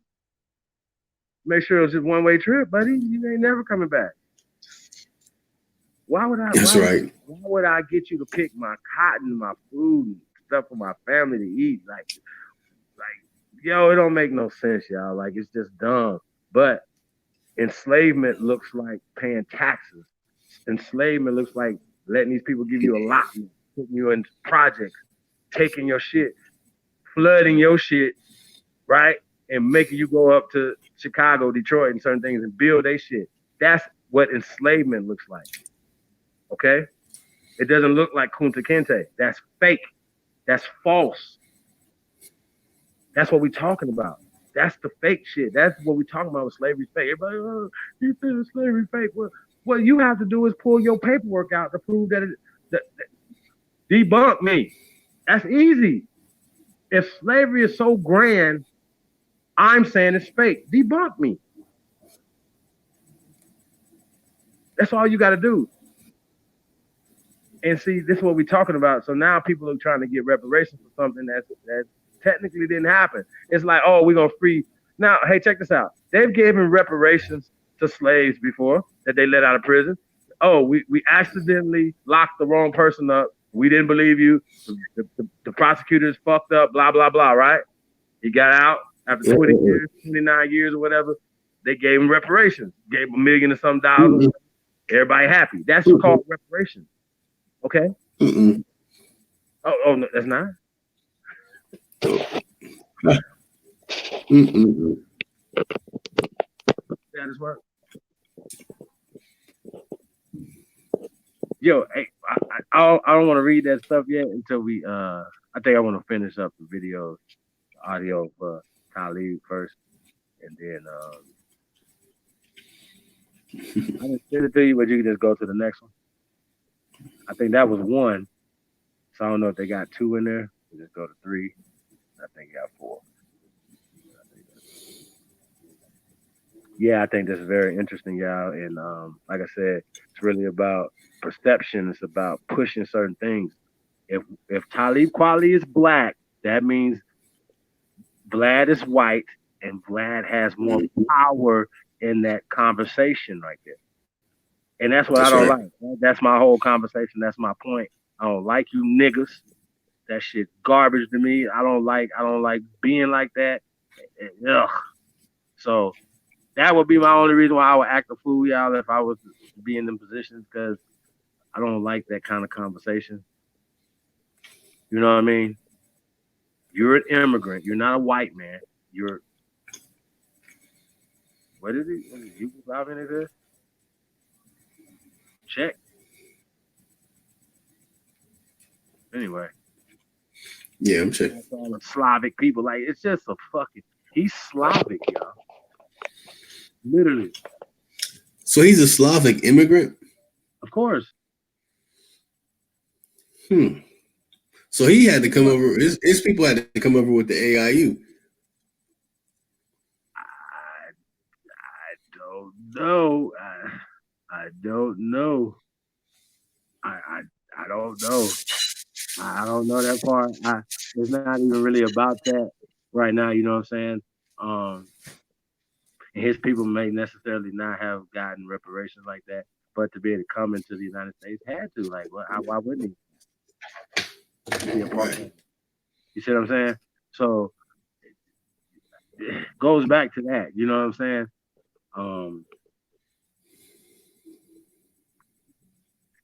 There's certain things we can fix. You know what I'm saying? So, you know, like I said, I like to see people, you know, other brothers doing their own thing, man, and whatever. But I think we got to take it to the next level, y'all. So that's what we're doing. Yeah, man, that shit's weird, bro. It's weird. What else did he say? Like I said, Tyler, you know what I'm saying, words manifest power or weakness or whatever, you know what I'm saying? And we gotta stop allowing them to manifest certain power for us. Now, if you niggas is so pan-African, listen, y'all, why does this not make sense, right? If I am in an African country, I want you niggas to come or whatever, send as much money to me as possible, right? Because the American dollar is stronger, right? So you got a whole country. You don't even have to get a goddamn passport to go to Liberia, to start out in, to go build and do the things y'all got to do. It would only make sense. You got Professor James Smalls. Shout out to Professor James Smalls. I don't know if y'all caught that live stream. I caught a little bit of it, the playback with him and Herman Smalls. They shout out to Herman Smalls. It's always interesting, man. Yo, we got to stop talking. There's got to be some stuff, and if certain things didn't work, the Pan-African connection obviously is never going to be connected. Why not? That's the easiest fucking connection that you could ever make, ain't it? Wrong. They come here, they're not joining the Pan-African community. They don't call themselves Africans. They're Ethiopians, Kenyans, Somalians, you know what I'm saying? And guess what, y'all? We do business with people from the continent of so-called Africa, from these different countries. Does that work? Like in real time, we actually got video. We actually are the ones doing these things. So I just think that's weird too. Like I thought the Pan-African's supposed to be working with Africans. But instead you got the ADOS shaming other so-called Africans, trying to get some of their motherfucking money. I'm like, wait a minute. Wouldn't y'all sue the American government, the British government, the French and the Spanish government for reparations? Remember, the British, the French, the Spanish were all here.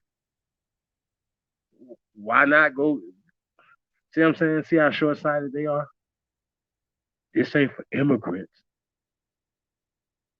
Well, the question still stands. If Vlad say, well, my people was enslaved, blah, blah, blah, blah, blah, can I get reparations too? See how that work? So, yeah, man, I don't know, y'all. Hell no. Huh? Hell no, he can't get no reparation. Hey, they gonna be able to say the same thing. The white folks gonna be like, I want to join ADOS, right? Because let's be clear, that's who's backing them.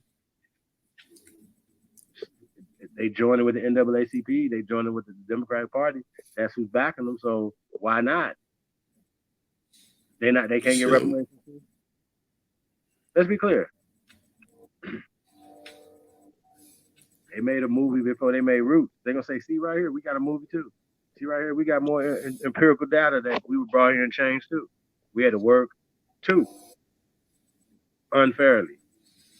So they start giving white people, Caucasian people, I don't say Caucasian people, they start giving Caucasian people fucking reparations for working in the factories, right? What y'all gonna say? Ooh, you gave them money, they didn't give us none. That's just the dumbest shit ever, yo. Shit's crazy. Yo, I think we gotta read one of the articles.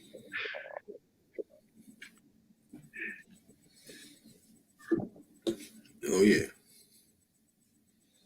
Shit. I don't remember. Let's drop one of those my OG before we go in. I also got the article, that the first one you sent. I got that one up. America has tried reparations before. And let's drop one of them songs, man, from my OG. Do you think?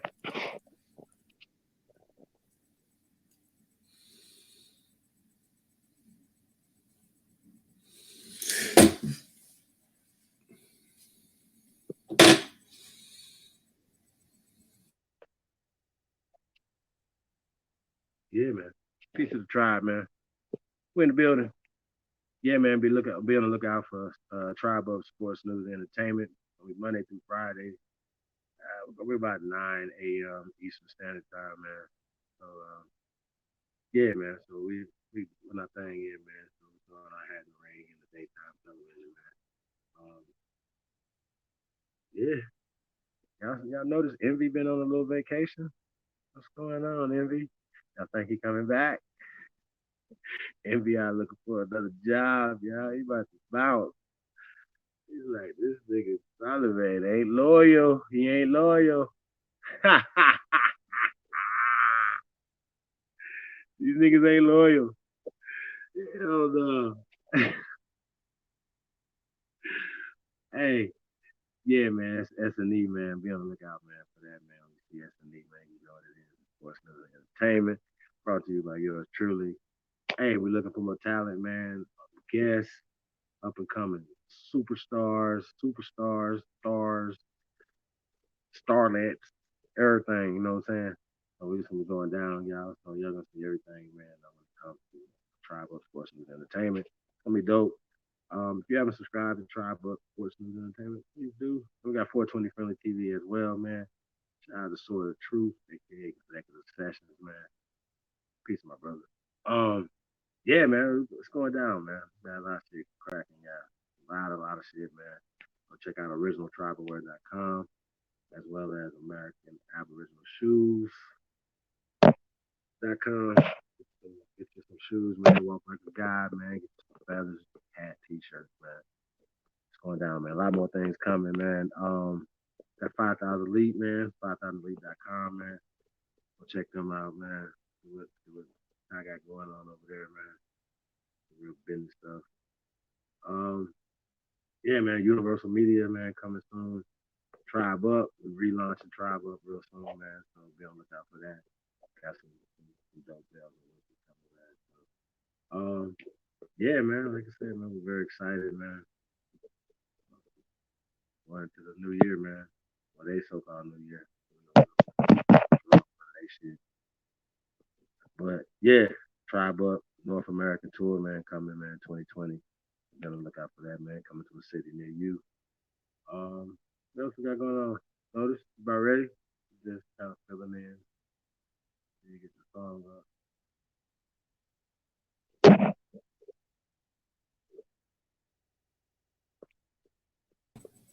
Oh yeah, this is my OG. You know that I did it. I did it. All right. Now check this out, man. Know that I did it by my OG. Now rap. Cowboys and Indians coming soon, man. Let's go.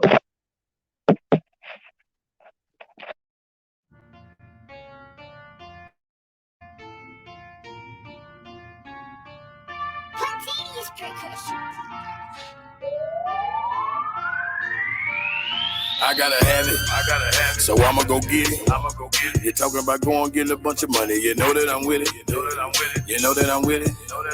You know that I'm with it. I had a couple big felonies, but I gotta quit it. And I gotta admit it. They know that I did it. You know that I did it. She know that I did it. Hey, now she wanna lick it, sticky, hit it. I hit it and quit it. Hey, I know you can dig it. Hey, cause that's how I did it. Hey, it's all about money, power, and respect. Yeah, I got a little. I'm not the big or the little man. I'm the one in the middle. Yeah, the one in the middle. I'm that one in the middle. That nigga that never ever told. The one in the middle.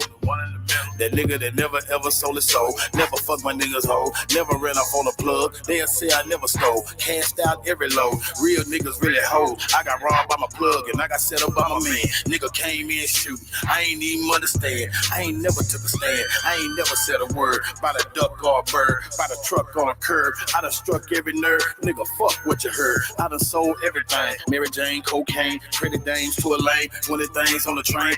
Way too much to explain. I got the game in my pocket. I turn my name to a profit. Bought me a chain and a locket. Peep this good game from a profit. It ain't no way you can stop it. I'm like that flame on a rocket.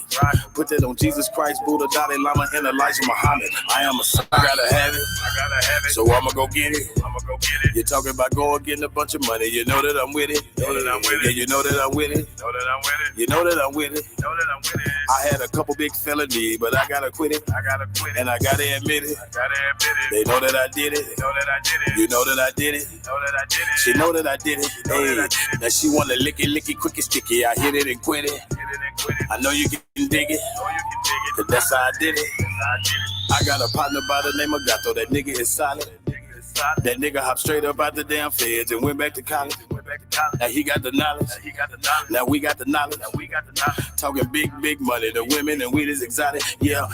We so more dope than the CVS. And my baby mama CTS. Got my decoy in the DTS. Getting followed by the DPS. We do not broadcast to the public. Or we do not work for no PBS. Know some bitches who be snatching kids. They do not work for the CPS. My GPS is a BCS. But on a cool you gon' see me less. If you see me, I be with my kids and you gon' see me blessed and never see me stressed. I am the OG of rapping, been rapping since niggas had beamers on BBS. I don't even have the rock jury, still I'ma shine like a VVS. I put the L in cheddar, I put the L in dollar, I put the L in better, I put the L in scholar. Look, I got it group back to Stella. Look, watch when I leave, they gon' follow. Yeah, I got the hood by the collar. Look, bet when I ski, she gon' swallow. I am Kamala. I gotta have it, so I'ma go get it. You're talking about going getting a bunch of money. You know that I'm with it. Yeah, you know that I'm with it. You know that I'm with it. I had a couple big felonies, but I gotta quit it. And I gotta admit it. They know that I did it. You know that I did it. She know that I did it. Hey, now she wanna lick it, quick and sticky. I hit it and quit it. I know you can dig it. Cause that's how I did it.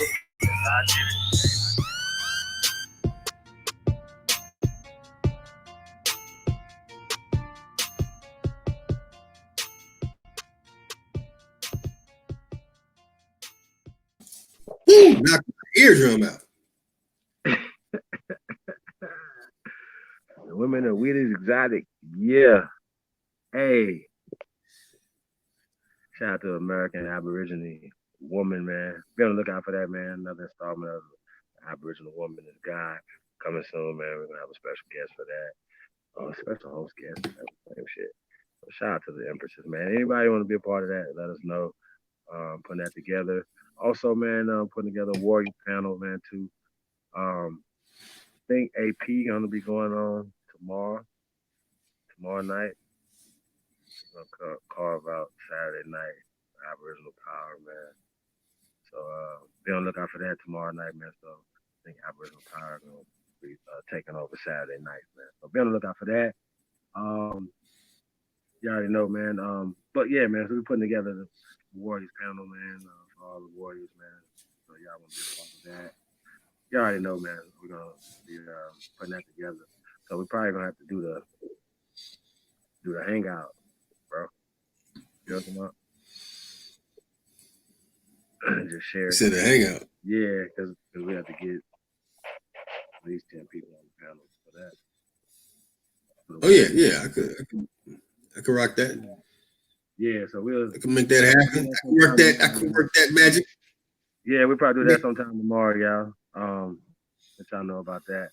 But yeah, though, tomorrow night, Aboriginal Power, we're doing this thing, man. 10,000 America, 10,000 BC. They got a lot of information to be dropping, man. What else we got going on? Oh, you know, S&E. You know, look out for sports, news, entertainment, man. Going down, man. That's right. Yeah, NBA back up and running, man. You know, man, I can't say I'm not. Like I said, man, I'm no longer a fan of teams anymore. I'm a fan of players. You know, so you know what I mean. Balling out of control, you're doing your thing. I'm fucking with it. You know what I'm saying. So right now, LeBron James is still the king of the basketball universe, man. And Brother Navy. That's just what it is, y'all. So, I think when it comes to the Lakers, though, you know, when it comes to the Lakers, like I said, I'm going with Anthony Davis. I'm going with LeBron, Avery. I mean, they just got, you know, you just can't, you know, it's just LeBron. You know what I'm saying? I think once he figure out, you know, second half of the season, you know what I mean, start running the offense more. Doing this thing, you know, like you pacing this up, man. It's 17, 18 seasons, some shit like that, bro. Can y'all imagine? So come on, bro. You know what I'm saying? Like to even be still mentioned in the same conversation as the best 1-2 basketball player in the world, year 17. Anybody ever did that? I'll wait. What? Did somebody say something? I never heard that. I didn't hear it. So they always want to take it down, man. So, yeah, LeBron, don't let these fools, man, pace yourself, man. Do what you got to do. Try to overexert yourself, man. LeBron still hurt from that Clipper game? I don't think he hurt, man. I think, you know, they had to see some stuff. They had to learn some stuff. You know, the Clippers are tough. Yeah. Clippers are tough. Don't fuck around. And Paul George didn't even play. So, like, Paul George ain't even out there, and Clippers are putting up like 150 against returning world Paul George, they got champions. 2 top 5 players dead alive on one team, and they was already super good. Patrick Beverly, bro, are you serious right now? Really? It ain't fair. Well, that's not right. That's not fair at all. So that ain't fair. It was like they didn't even need Paul George. They beat them, and then they blew Golden State out. Yeah, they blew them out. Blew their ass out. So what are you talking about? I mean, so that's a real. And then they got Doc Rivers. They got a real team. That's like goddamn. Like I mean, so I'm still riding with LeBron. How I feel. Me too. I'm an LA fan. I am an LA fan and California fan. But yeah, I'm still rocking with LeBron and AD, of course. It's Lakers all day. You know. Yeah. But Clippers, I've always supported the Clippers, but I don't know. We'll see, man. We're in for interesting season, and no one knows what's gonna happen. Somebody gets injured, the whole tale turns. It's all kind of stuff going on. That's right. That's what I'm saying. That's why, you know, LeBron got to pace himself, man. You know. He'll show out Christmas with the Clippers. They play them again on Christmas Day. You know what I'm saying? He'll show out, do his thing, let them know who he is. You know what I'm That's talking right. about? That's it. Like y'all was Yeah. talking about that shit. But I don't give a fuck. Hey man, I'm gonna keep it 100 with y'all, man. Like I believe in total domination. Like Yeah. like niggas foot on the gas all the time. We running the score up on you motherfuckers. Like we not let they be like, no, nigga, our second and third string run the score up, nigga. We running the score up. We're not playing. That's how we feel. We're not playing. But people be playing like winners don't think of it. We're never losing. Ever. 82-0, nigga. That's how we feel. 16-0, 18, 19-0 for the Super Bowl. Chips. That's it. That's all. Ain't no comment like, oh, we ain't like losing. Who losing? Where do you lose at? What are you talking about? Winning. Indians. Like, right. We ain't losing. No, sir. So that's how we going over here, man. And it's never gonna be a loss. Never, ever. They be like, I ain't never like ever, not even a scrimmage, nothing. Fuck that.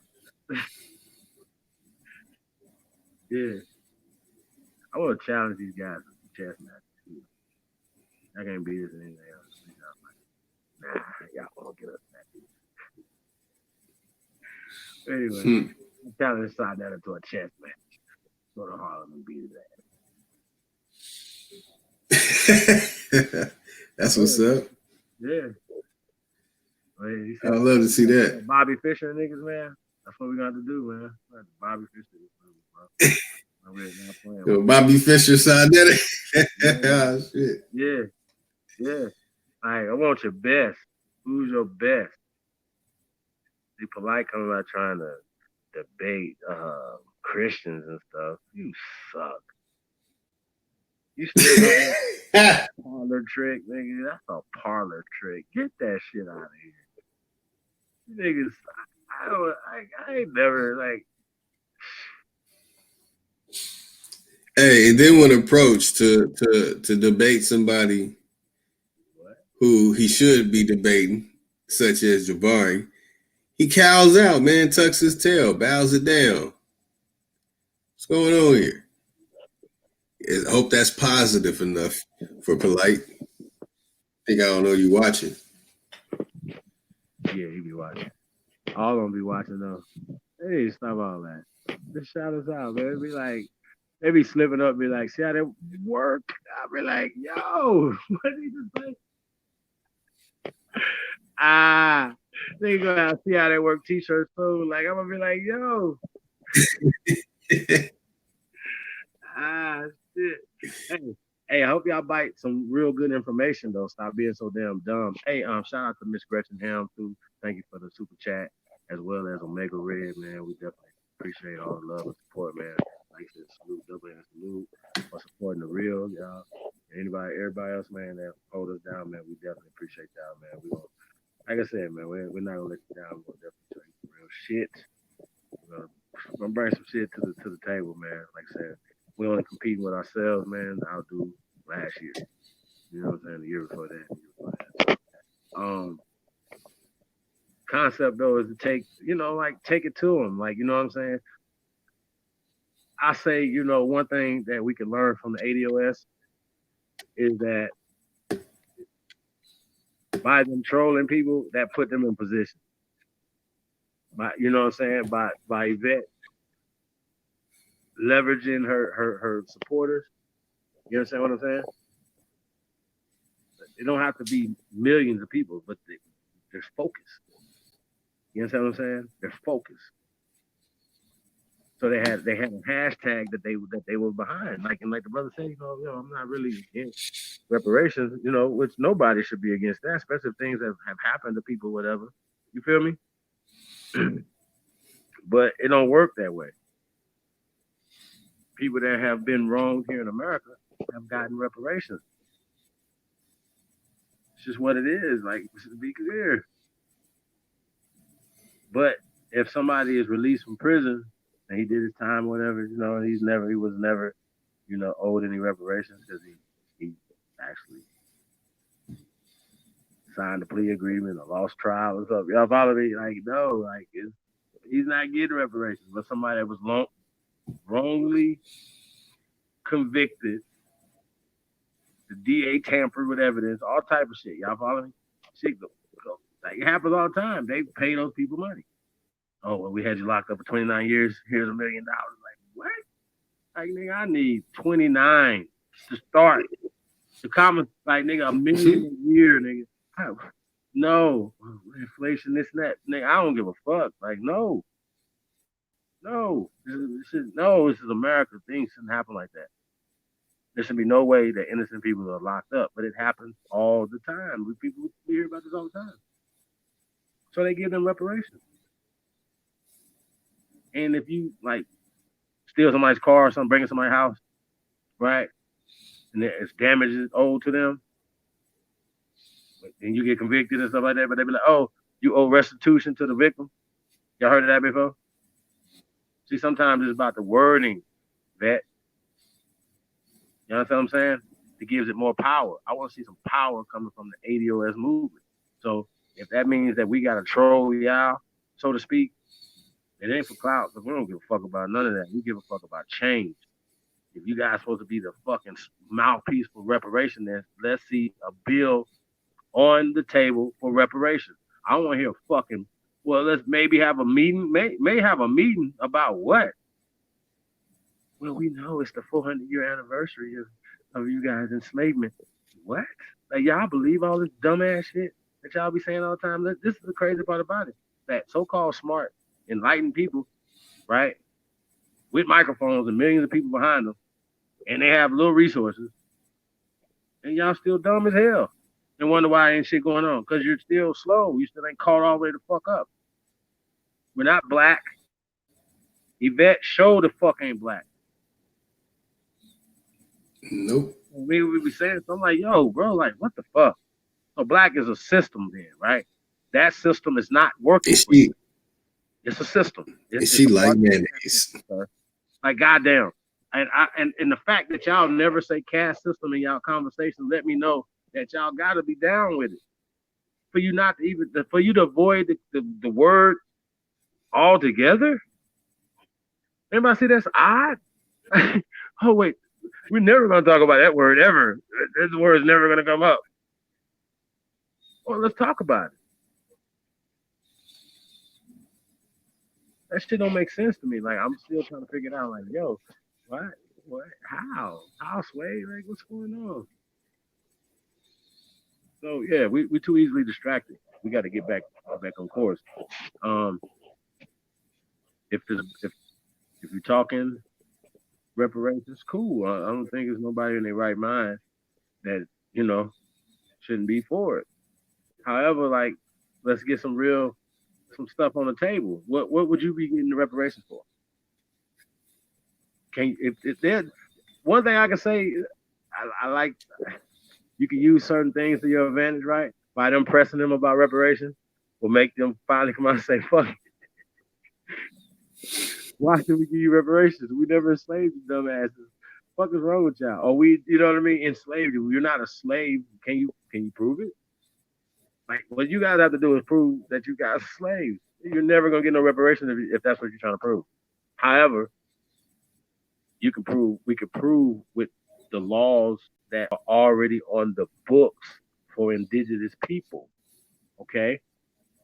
We could sue for reparations or restitution, whichever one you like, right? Under the UNDRIP, the ADRIP. That's just, you know, the Declaration of Reclamation of our Natural Rights and Identity. How about that one?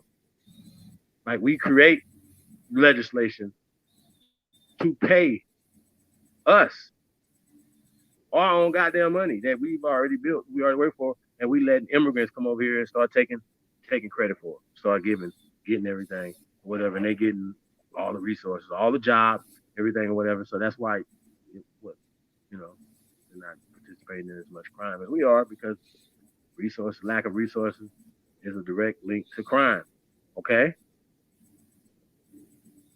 You asked the question, are we against immigration? Yes, I think we should have a moratorium on immigrating into this country. Period. Just right now. till we get our shit straight. And remember, if you don't like brown people, when you go home, that's all you got. When you go home, Right. let's forget all this black white stuff, man, and you know all that shit, man. Let's get it together.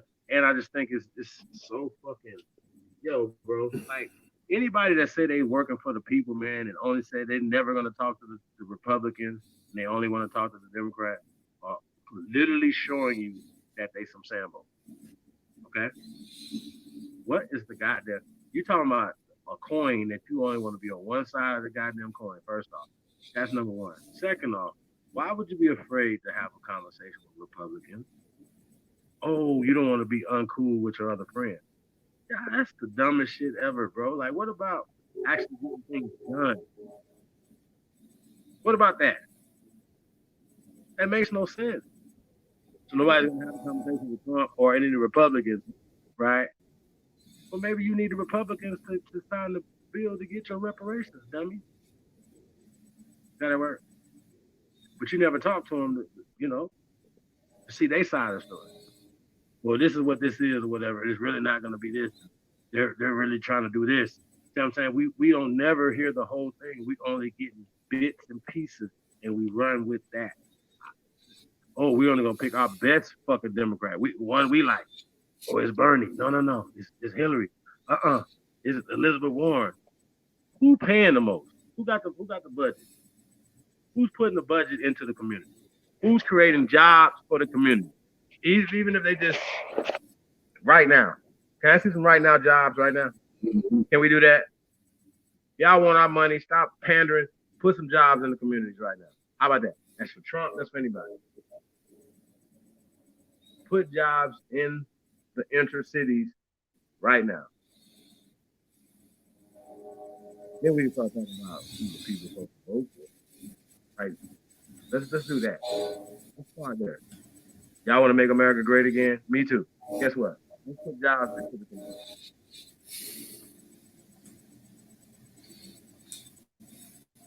How about that? That's simple.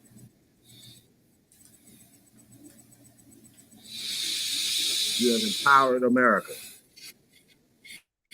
And guess what? If they gave you niggas reparations right now, y'all would just go get the money right back to them. I don't know why they should all, listen, all of them, the Arabs, Asians, everybody should be going like chain them, talking about, yeah, we do give y'all reparations. They know you're going to give it right back to them. They know for a fact. They should be like, yeah, give them all that money. Please do. We need to start printing as much as we can for their asses. Give it to them in installments. Let them so they just we know every week every month we getting a check. They know what come on. You think we'll say, okay, man, we getting these reparations now? Okay, let's build our communities up. You think we'll do that? We probably would. We ain't that damn. Like I don't think we are. Like it should be what are we gonna call them? Aborigine towns across America, bro. Aborigine banking, Aborigine infrastructure across America that service Americans. That's how that works. Period. That's how they work. Yeah, that's how they work. It's simple. Not hard. We can empower, we can enrich the community. Simple. The models are already there. Shout out to Nuwu, you know what I'm saying? Like downtown Las Vegas, fucking reservation that's sovereign, right in the middle of downtown Las Vegas. I think that's very interesting. And they can do things that other people can't do in the States. I think that's interesting as well. Like right now, there's only one with a drive-thru. It's open 24 hours. You can drive right on up. How that work? We don't need casinos in our community. This whole fucking metropolis out here was built off of one or two fucking casinos in the middle of the desert. Things came with those casinos. People want churches and people want schools and people need pools and houses and all this other type of shit based off of one or two things. We gotta have that type of vision. You know what I'm saying? There's a lot of land out there for sale in America, y'all. A lot of land. So would you be willing to go start a whole new city? I would if it's right outside another major city like Las Vegas. I was like, yeah, I'm outside LA. We got a whole town outside Detroit. Like, you know what I mean? And I was like, nah, bro. It gotta be that. Like, it's woods everywhere, nigga. Like, we can make it happen. Like, stop it. You ain't gotta. You can still go see your Jets game and stuff. Like, you know what I mean? Like, what the fuck? Nigga? No, y'all want to be up under everybody. Not be like, it's like, yo, we want to live next to nobody. I don't want to walk out my house and look at nothing. I want to look out down the mountain like next person he looking on his mountain, his binocular. Like, what's up, man? Hey, how you keep it real? Like, let's be real. So, yeah. They were like, no, I want to live in an apartment. Get the fuck out of here. I want to live in a subdivision. Ooh, give me a ranch. You know, I can drive to the city. I need some land. Nah, bro. Like, we be on some other shit. Nah. Okay. Let's get it. Like, we're going to your town. Yeah. Town? Yeah. We got casinos, dispensaries. We started with two dispensaries and a casino, nigga. Now we got a metropolis. Sport team, everything. See how that work? Niggas, like, we can't act like we can't do something, man. Like, so I don't, like, we don't have a vision for certain things or whatever. We just want to help everybody else build their shit up instead of saying, okay, well, we got to do it. And like I said, when it comes to, okay, like a city like Las Vegas, you know that they allot X amount of minority jobs and stuff like that. I think, like, certain conversations shouldn't be happening in America, right? Certain things shouldn't be going on. Them pushing the slave culture on us in schools and things like that or whatever, right? That should be outlawed. And steps of moving in that direction. So when you see people like going off about movies, slave movies and stuff like that or whatever, right? Once they keep losing money on these goddamn slave movies, they gonna stop making them, right? Now, not to say that they know how to modernize slave movies, okay? Trust me on that. They know how to modernize your mind, your condition you, whatever, right? So even when we're in a position to make movies, we can't make movies that keep us in a certain type of condition. You know what I'm saying? So we gotta do better, especially in the things, the visuals, the arts, and the things that the culture that we say we pushing.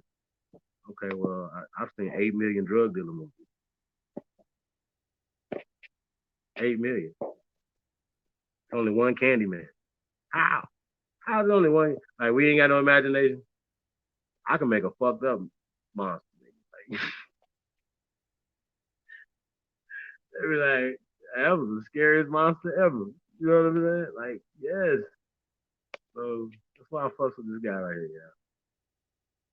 He's special.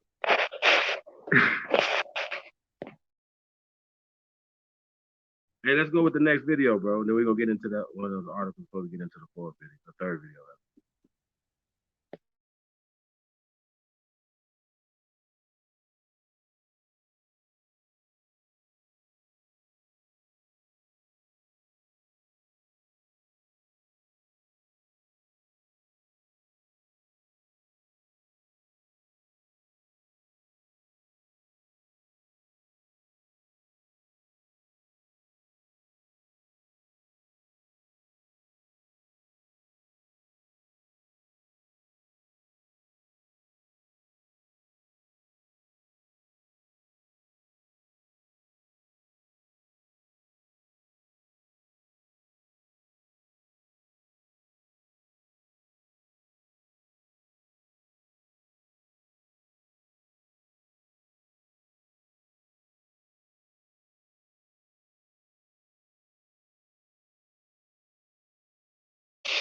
Yo, Lotus.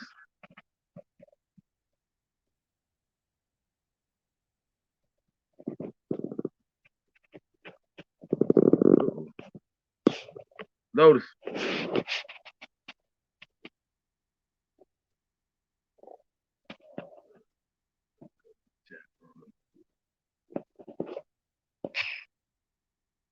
Yo, Lotus.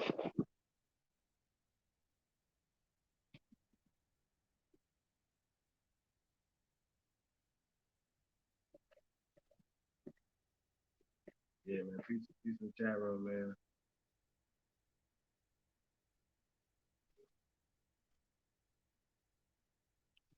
Nope.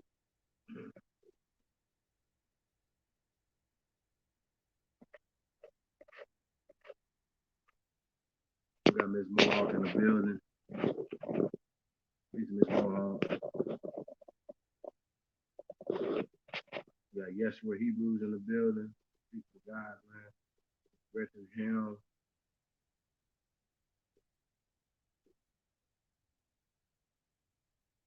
Yeah, that's right, Miss Mohawk. God's jewels. That's God's jewels.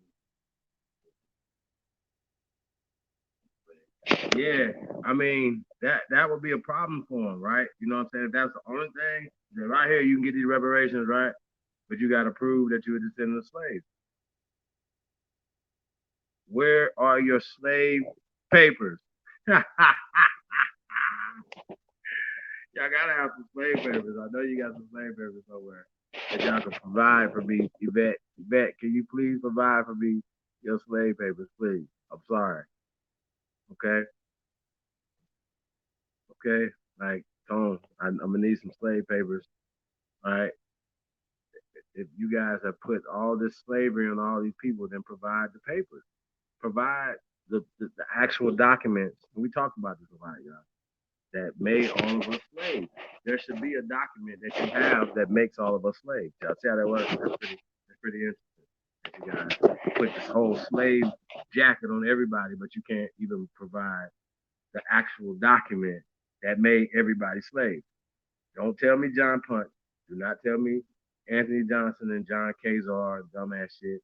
I don't want to hear none of that no more, right? Because you don't have any of those documents. Even if you say that the documents are lost, then I could just say, hey, well, I got documents. Well, I had documents, but I lost them. And it says that I got 1 million acres down here. You know what I'm saying? Blah, blah, blah.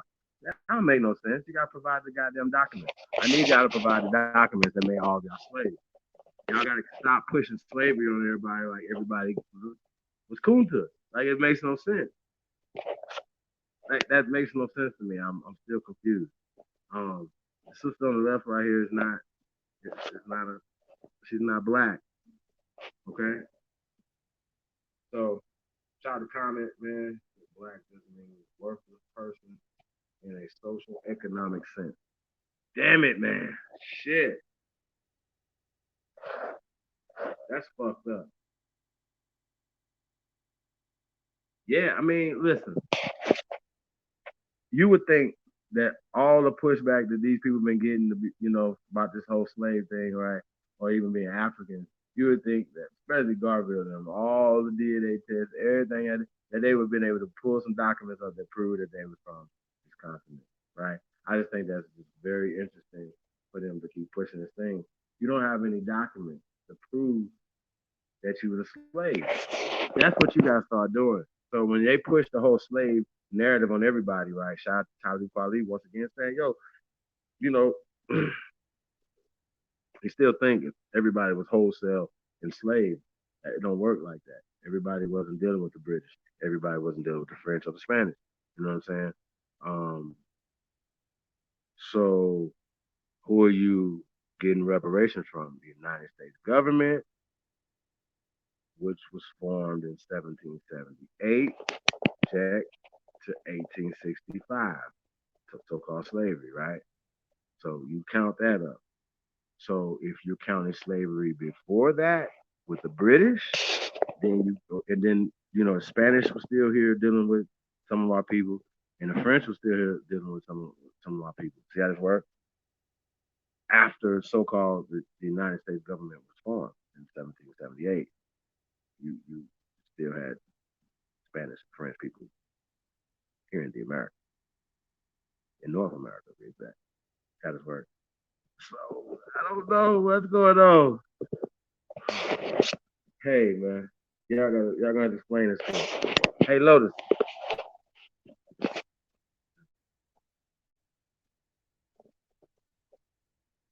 We got Duran 134, 80 baby, and my brother's gospel and complaining is not going to bring you there. But self control is the stuff we let free, find, and keep.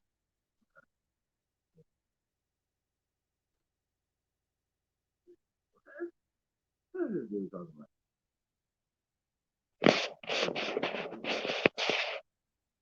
What is this guy talking about?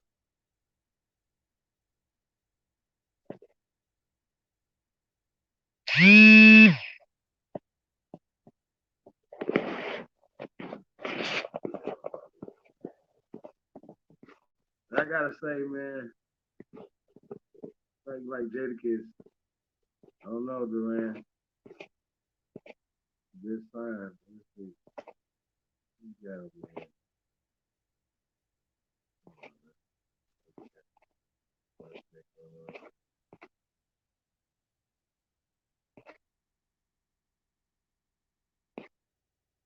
Yeah, you might feel.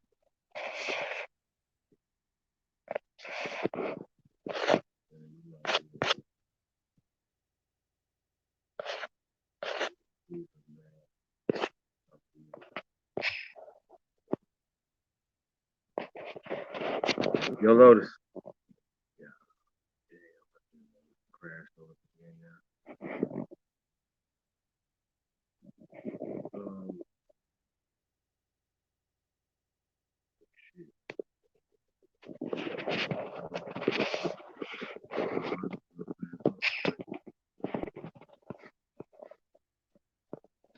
I'm gonna read a couple things out real fast, man.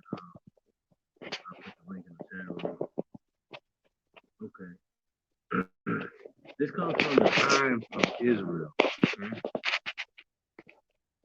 Headline: U.S. distributes further 30 million to survivors of France Holocaust train deportation. You know what it is? France Holocaust train deportation. They added an extra $30 million to these people. Right? It says State Department to administer monies as part of agreement with Paris over a national rail system which transported Jews to Nazi death camps. By Ron Campion, Kampean, Campes, all right? 8th of February, 2019, all right? 10:02 a.m., all right? They got some pics right here, whatever, like I said, we're gonna put it in there. It says, okay, Hungarian Jews on a Jewish ramp after disembarking from the transport train at Auschwitz, May 1944, to be sent right to the right. Okay. All right, anyway, back to this. Washington. Hold on.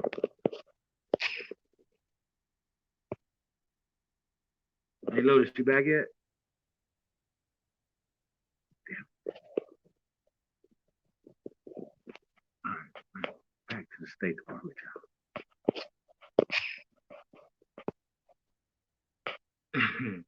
Washington, right? The U.S. State Department is ready to allot the second half of the $60 million in compensation for survivors deported to Nazi camps via the French rail system and their spouses and descendants. Claimants will receive virtually double the amount they were allotted after the government of the United States and France reached agreement on the $60 million in 2014. The agreement redressed long-standing claims by survivors who were otherwise unable to obtain reparations limited to French nationals through the French pension system. The SNCF rail system, which is owned by the French government, transported Jews to the death camps during the Holocaust. Okay?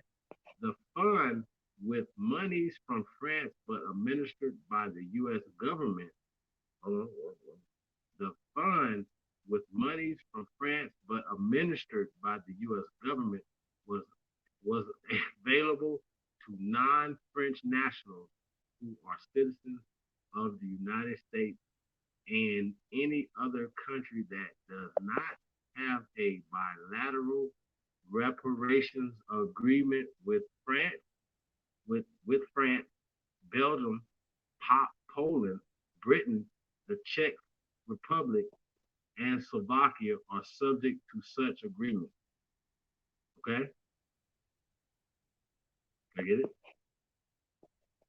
All right. Officials accelerated initial payments from half the fund to get some compensation to survivors and their spouses while they were still alive, and kept half in reserve for other potential claimants. Damn it. Now that the process has been exhausted, the remainder will be dispersed. The $204,000 that living survivors received in 2014 will be nearly doubled for an overall payment of $401,880. The plan administered, Stuart Eichstadt, told the Jewish media in a conference call. I thought all of it was. Anyway, in a conference call, the $51,000 that surviving spouses received then will similarly now reach an overall total of $100,470, and the family of survivors and spouses who had died by 2014 will also receive almost the same amount they received that year. Okay? Let me see.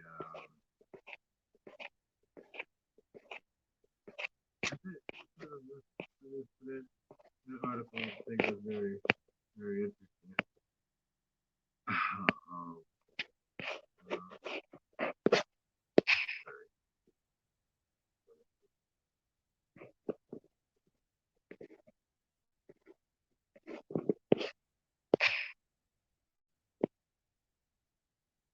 Hello, is she back yet?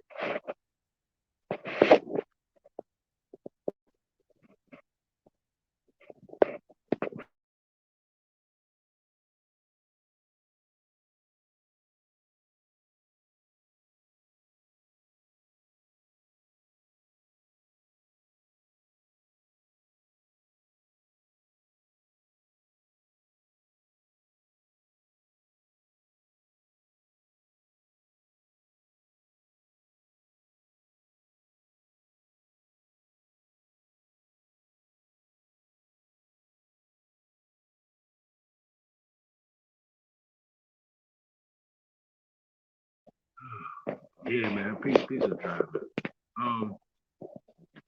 Yeah, man. I don't know what y'all thought about that.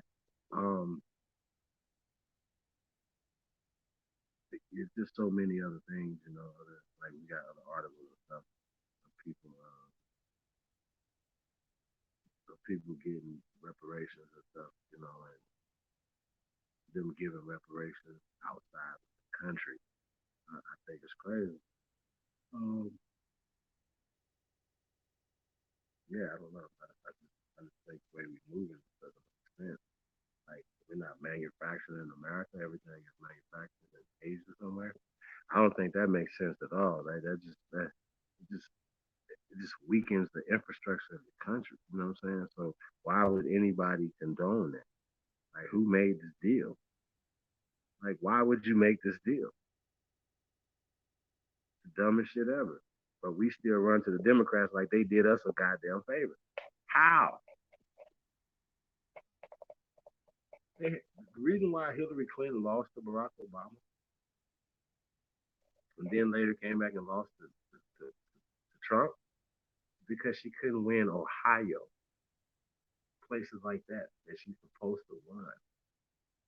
Them people remember them losing their jobs to NAFTA. They're like, yo, how can your family cost us jobs to China? Why would we vote for you? How? They were showing lot factories and stuff. Indiana, like, they not voting for you. Why you think he got Pence? We the only ones not paying attention. Shit crazy, yo. Shit crazy.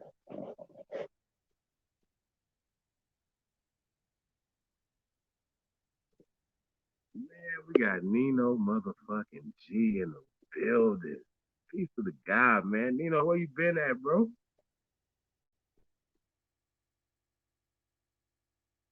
Peace to the guy, man. Shot Town in the building. Yeah. That's what's up. Nino motherfucking G. Yeah, man. Peace to the guy, man. Yeah, man, we doing our thing, yeah. I'm about to go all this thing off. I guess I'm gonna go to a couple of those other articles real fast. Hold on one second, we'll pull them up, and then yeah, man, we'll close this thing out. Hold on one second.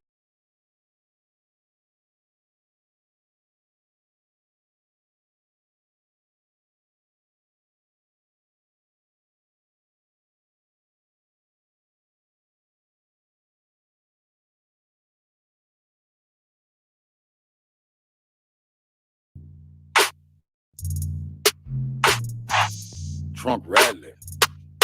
About to knock the trunk off. Corrupt city, check this out. Yeah. Brought the money back to Texas. Brought the money back to Texas. When I done got it, they came on back with it and brought the money back to Texas. When I done got it, they came on back with it and brought the money back to Texas. Brought the money back to Texas. Brought the money back to Texas. I bought it right back to Texas. I bought it right back to Texas. We went to Alabama and Atlanta, then we bought it right back to Texas. We went to Mississippi and Miami, then we bought it right back to Texas. Bought the money back to Texas. Bought the money back to Texas. Look, I bought the game back to Texas. I bought the game back to Texas. Oh, yeah. I'm about to hop off an exit. I'm about to drop off a message. Oh, yeah. Original Purple Panthers, we the opposite. You can't do nothing but respect it. We about to do something epic. Can't do nothing but accept it. Pop up when you least expect it. Pick up the money collected, yeah. Pick up the money collected, yeah. I just been sitting back and watching, waiting, contemplating when it connected. Got it perfected. I refuse to be neglected. I refuse to be rejected, yeah. We got this Texas thing up in the lock and your bitch, I'm really protected by the same niggas taking bricks and making zips and making flips and taking trips across America, hopping in the States. No, you won't see this on Netflix. I'm trying to snatch all the commas, look. I'm moving past all the drama, look. I'm getting cash all the summer, look. I got some ass from your mama, ask your little mama. Say you like Cali Dro, got the best of the OG that Cali grow. Always stay in contact with my Cali hoe. I do business with killers I barely know. Got a 223 and a Cali coat, but it's still in some places I rarely go. Look, I might just go buy some Balenciagas, but you rarely gonna catch me in Bally's though. Coming straight out of Texas. Bought the money back to Texas. Bought the money back to Texas. When I done got it, they came on back with it and bought the money back to Texas. When I done got it, they came on back with it and bought the money back to Texas. Bought the money back to Texas. Bought the money back to Texas. I bought it right back to Texas. I bought it right back to Texas. We went to Alabama and Atlanta, then we bought it right back to Texas. We went to Mississippi and Miami, then we bought it right back to Texas. Bought the money back to Texas. Bought the money back to Texas. I like that Gucci Versace, just so the group it can jock me. I make a coochie get sloppy. Mostly I usually get toppy. Just call me drippy long pocket, cause my pocket usually stocky. Police, they usually stop me, trying to confuse me with Poppy. OPPZ, that my posse. Blue and red mixed together, no copy. That's a real 59 on Takashi. Anunnaki, so no Illuminati. Look, I'm trying to monopolize the whole internet like Mark Zuckerberg. Get sued by the government, then change my name to Dark Fuckerberg. I might just spend a cool $1 billion on construction and create my own cryptocurrency right out of nothing. No bluffing. I might create something that costs $1 that's needed by everybody in China, so I can make $1 billion every day and spend it all kind of investments with assessments, big developments, but not arrested. Street tested. Yeah, I stretched it. That's a smart nigga. You guessed it. See, Jeff Bezos and Bill Gates is really who I'm trying to flex with and make $1 trillion and build a black city in the middle of Texas. Bought it right back to Texas. Bought the money back to Texas. Bought the money back to Texas. When I done got it, they came on back with it and bought the money back to Texas. When I done got it, they came on back with it and bought the money back to Texas. Bought the money back to Texas. bought the money back to Texas. Look, I bought it right back to Texas. Look, I bought it right back to Texas. Look, we went to Alabama and Atlanta, then we bought it right back to Texas. Look, we went to Mississippi and Miami, then we bought it right back to Texas. Look, bought the money back to Texas.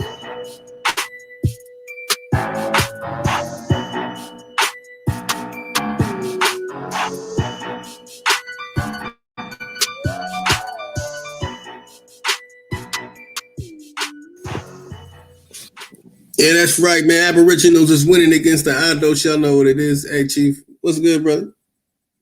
Hey, man, you good? Okay. All right. I thought you was out of there for a second. You just popped up. That's what's up. Hey, so I had read one of the joints that I sent you. I wanted to play the next video, Talib Kwali on Vlad. Let me break that down. I think it's like one other video like that. Then we get back to reparations.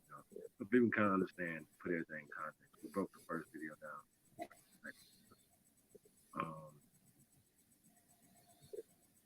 Yeah, man, this shit gets deep, y'all. Like I said, this dodge the hijack, though. You know what I'm saying? This dodge the mental enslavement.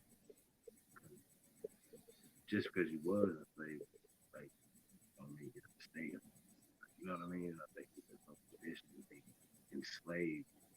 Shout out to the brothers that they would do on the time machine, in car, and Aboriginal TV. I didn't get to finish watching with the lynch letter. But it just, whether it's true or it's not true, but it affects us. So that's what makes it real. I heard people say, oh, that's not real. Yeah, it is.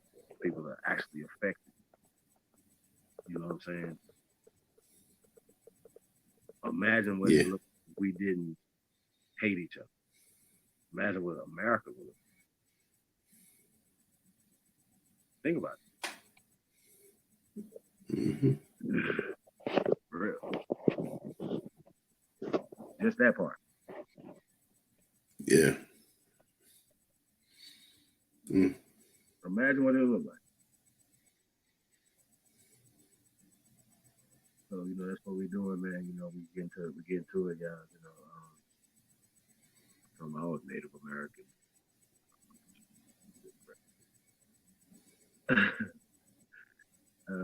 Just the way people move, man. You know what I'm saying? You see that they paying people for they trying to pay these people as soon as they can. Like, you know what I mean? We can't wait to get y'all rest of y'all money type shit. So I think that's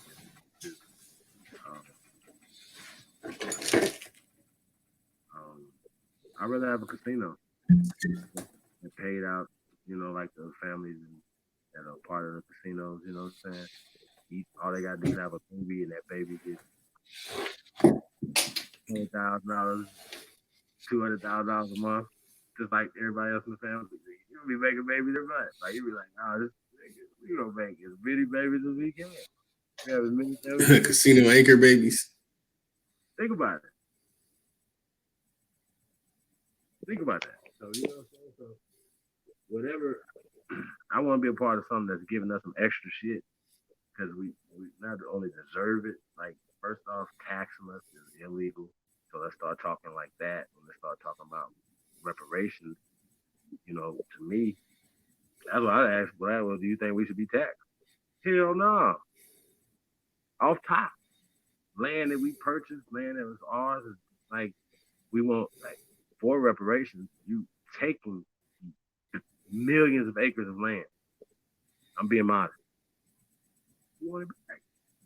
It's not hard. It's not hard at all. You counted us. Oh, you weren't supposed to count us, right? Some people are like, oh, I'm going to fill out this on the census. Not me, I ain't filling out shit. Why? Why are they doing it? Why are they counting us? Why are they taxing? Explain. So you got to step into your proper persona first. And we have to do it socially, you know what I'm saying? As a collective. That's what's going on. We're not black. We're not African American. Not fucking Pan-African. Because Africans Kenyans aren't Pan-Africans. Somalians aren't Pan-Africans. Fucking Egyptians aren't Pan-Africans. How the fuck are y'all Pan-Africans? And the people on the continent in Ghana aren't Pan-Africans. How about this? Liberians aren't Pan-Africans, dummies. You the only Pan-African.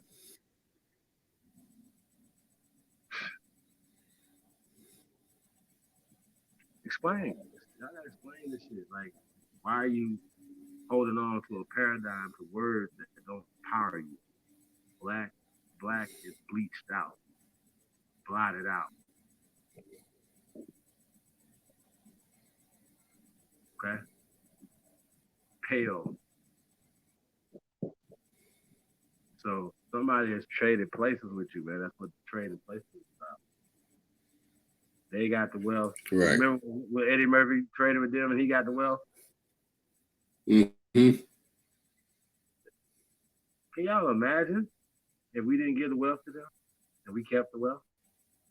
So even when immigrants had to come here, they still had to go through us, had to be employed through us, had to buy our goods, our services. We put the deals together with whoever we was gonna put them together with. If we did that, because why would we do that? We can manufacture everything right here in this great land of ours. See how that works? I'm like, hey, he's talking. Yeah, I'm cool. I'm about this great land of ours. Fuck is you talking about, man? Ain't you the original man? Huh? Of the planet Earth? That includes America too, last time I checked, and Jamaica and Haiti and DR. Like, yeah, who y'all talking to? And then niggas be having the nerve, like they don't know the history. Once again, you shouldn't be speaking for no people if you don't know the history of them, of the Caribbean islands, man. Like, if you don't know the history of this, man, I don't know what to say. But the Pequot's been taken down to Jamaica and Bermuda. So, like, if you don't know this, you don't understand the Natchez going to Haiti and stuff like that. If you don't understand these things, you don't understand it. And that's a part of slavery, right? It's a part of warfare, right? People get paid for warfare. So when you start talking in terminologies of war, the Jewish people right here, they just got transported on the train. And they got some money. What we talking about here? What's going on? We can't get no money from France? That's why I'm be asking, let's go to that fund. Y'all help them get some money from France. Can y'all help us get some money from France, motherfucker? That does work. See, I'm asking the real question, not like the dumbass shit these niggas like always crying about. Nah, where our money at? Where's our money?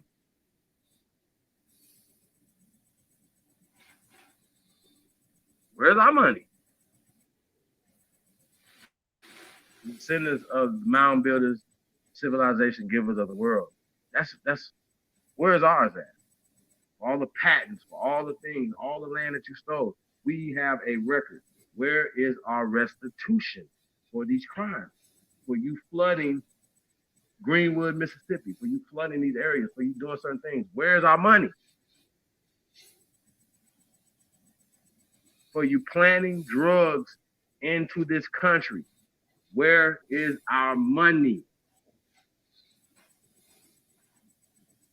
That's it. Anybody keep going back and forth? Like they talking about like how you taking over when you dealing with the NAACP? Excuse me. I'm gonna ask you, how are you taking over something dealing with the NAACP and Democrats? They don't want to hear what I'm gonna say because we're like, where's our check?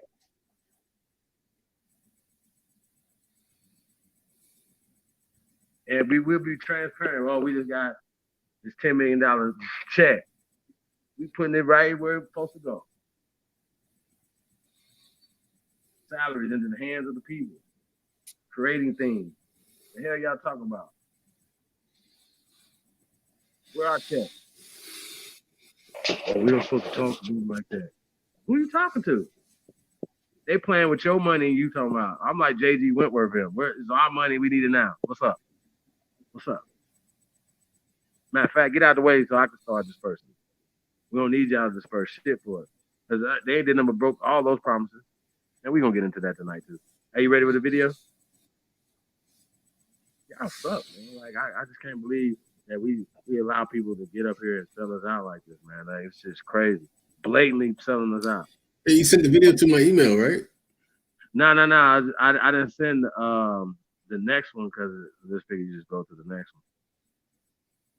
But you can go into the description and it's like 1, then it's 3. We just did 1. So I think it's 3. I think I skipped 2.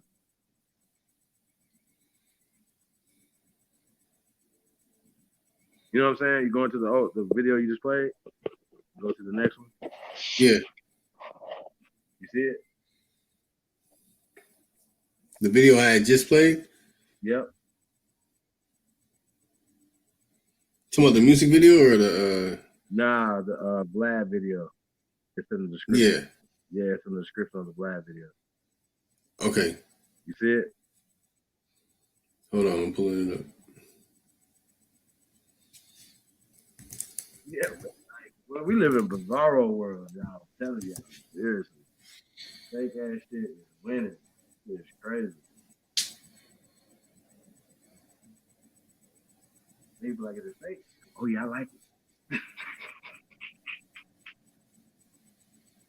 Gucci man got to deal with Gucci. Absolutely bonkers.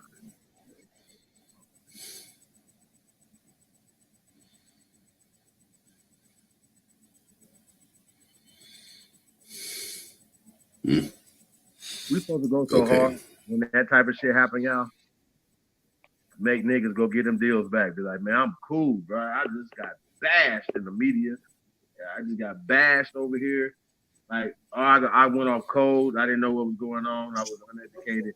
I apologize. And we may accept you back. Like, I don't care, y'all. Y'all, that right there is unacceptable. He don't need Gucci money. He could have took a stand like, nah, I'm cool. I'm going to go to Versace or... And the 10-year-old little girl had to pick. The fuck? Shit crazy, bro. Like, come on, Gucci. They got to change my name and everything. I would have had a whole meeting, a whole signage. Like, yo, like, niggas, fuck that, Gucci, man. Like, I don't care if your daddy was a Gucci fiend and nothing. Like, bro, like, sometimes this is what it's about, man. They money ain't no good. Gucci money ain't no good, Fat Joe, and you niggas, they money ain't no good, baby. They money's no good. They dead wood. Like, I don't know why is this a thing? There's a whole bunch of other labels out there that y'all can be whores to. Why would you have to be whores to that one? That makes no sense.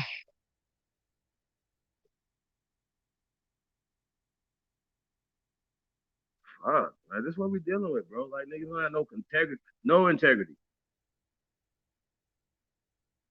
I just wanted to say that, yo, you know, sucks.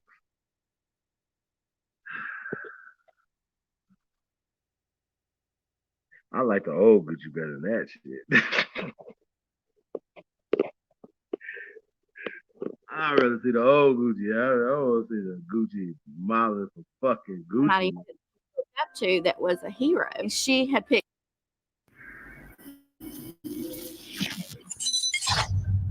Fuck for you. Hey, here's something that really surprised me with people's reactions from my tweet. So here's a group that's pro reparations. Allegedly. Allegedly. You have someone pop up who's got a fairly big voice, got a big following, who says they're also pro reparations. But some of the details may be a little bit different than yours. Right. Here you have this rapper, Talib Kwali, who's also pro reparations, who has slightly different ideas than yours. Why not embrace all these people? Like, okay, cool. You're doing you're talking about reparations. You're talking about reparations. Okay, a little different than what we're talking about, but that's cool. Let's all band together and build this whole movement up by combining all our forces and playing off each other and saying, yeah, that makes sense, doesn't it? Yeah, like, okay, yo, Talib was talking about reparations. Yo, everyone, all the ADoS people go and watch Talib's platforms as he continues to talk about it. Okay, Vlad's talking about reparations also. Okay, like everyone watch Vlad TV and get more guests on his show to talk about this, to bring more awareness to it. Okay, well, he's talking about he wants to base it more on education, even though I said I'm all for land and I'm all for cash and I'm all for tax breaks and everything else like that. I said possibly. None of that mattered. Right? Possibly in the form of education. It became such a divisive and don't speak for us, shut your mouth, sit down, you have no say in this whatsoever, when I'm really on the same side as they are, completely. You got to, this is where we got to be careful, because you got to be careful as a white dude coming in a conversation to declare yourself an ally, right? The movement has to call you an ally. Now, I say that saying that ADoS is not the movement. You haven't had nobody from the movement. You haven't had no real reparations people on here talking about it. I said you had Trady talking about it. You had Godfrey talking about it. You got me talking about it. Right. We all entertainers. You haven't had Derek Hamilton or Claude Anderson or one of these people on here. So you got to be careful with saying I'm down with y'all, because that becomes. But I invited Tone Talks.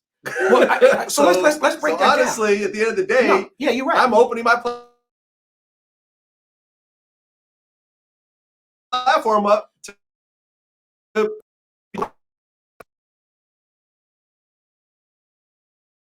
talk about it. Let's break that down. If something doesn't make sense, it's because it doesn't. Okay. Within the black space, black online space, there are many people that agree with it. I don't agree with everything Black Lives Matter says it does. I don't agree with everything Tariq Nasheed says it does. I don't agree with everything Umar Johnson says it does. I don't agree that I might not. I'm looking at the platform like I don't agree with that. I agree with that, but I don't agree with that. But what I don't do, if I feel like someone is truly pro-black, or if I feel like someone is truly pro-reparations, something like that, what I don't do is I don't publicly go after them. If they say something that I feel like is important enough for me to address, and I feel like I might have a private conversation, but I'm not going to go up there like, yo, start going at. And that's where ADoS gives up the game. That's where they give themselves up at. I had never heard of this organization at all, not once in my life. I've been working with pro-reparations groups and doing pro-reparations work my entire life. Never heard of ADoS. I sent, same with you. I sent out a tweet that was similar to the sentiment in your tweet. An ADoS dude. Do you remember what you said? Yeah, the ADoS dude. There was an ADoS dude named Bill something. Bill the Icon. Right. But what did you say in the tweet? Well, I'm giving you context. Okay, so he started tweeting at me, falsely accusing me of being a Democrat. Right now, while I might align with the Democrats on certain policies, I've never identified as a Democrat. I've never identified as a Republican. I'm a registered independent. He started falsely accusing me of being a Democrat, which is something that white supremacists often do, because white supremacists often align with the GOP. So they show up on my page and they start being like, you're a Democratic shill, or you're a slave on a Democratic plantation, which, let me address that. If you're someone who's calling a black person in America a slave on a plantation because they don't support the GOP, that's one of the most offensive things you could say. How dare you say I'm a slave because I don't agree with you on politics, considering the actual history of slave plantations. So when I see someone with that verbiage and that language, I know it's coming from 4chan, white supremacist Nazi sites. So he's coming at me with this stuff. And my tweet was, I'm paraphrasing, but you can probably put it up there because it's in my essay. It was something like, I'm pro-reparations, but what I don't want to do is to shout in the void, I'm pro-reparations, and then not vote for someone just because they don't approach the reparations conversation the same way I do. The conversation was about Bernie Sanders. It was the week that Bernie Sanders, he fucked up. Bernie Sanders went on some talk show. They asked him about reparations. He was like, I don't really know. It's a terrible answer, right? Bernie Sanders know a lot about reparation and should have a viewpoint on it that he could speak to, but he gave this fucked up answer. And so the pro-reparations community jumped on him, rightfully so. People were thinking that I was a Bernie, because I was making the point that if Bernie Sanders gets the nomination, I might vote for him because I don't like Trump. Trump is an anti-reparations guy. He's already stated it. Let's be clear. Trump said that? Trump said, Google it. Trump said when it comes to reparations, he does not think it's happening. He does not see it happening. It was exactly. Millions of well-rested humans once roamed the earth. But with rising stress in the modern world, a good night's sleep is nearly extinct. However, there's hope on the horizon. Every day, I keep backwards.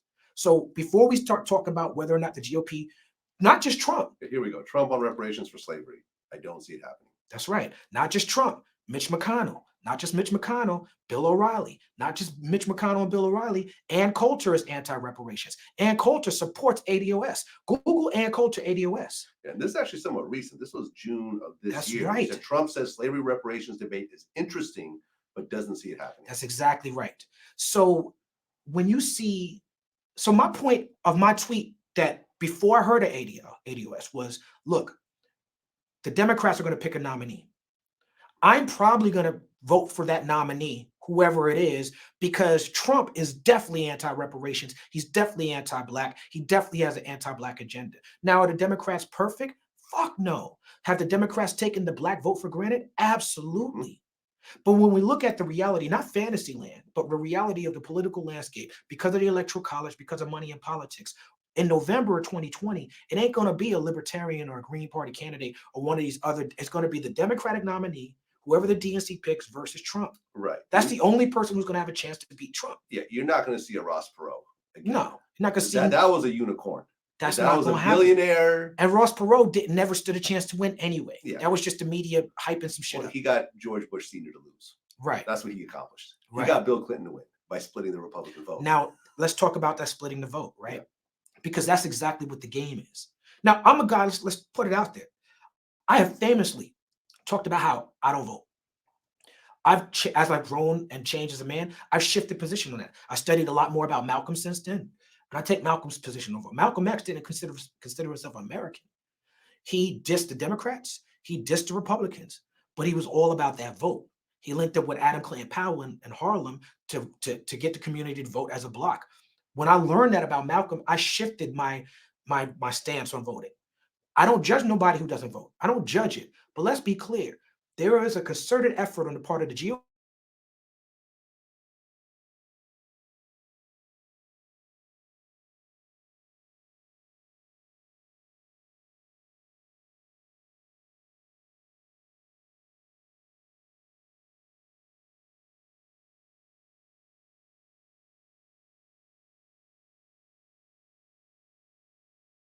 the Democrats and the Democrats and the Republicans are exactly the same. Yes, they're white supremacist Democrats. Absolutely.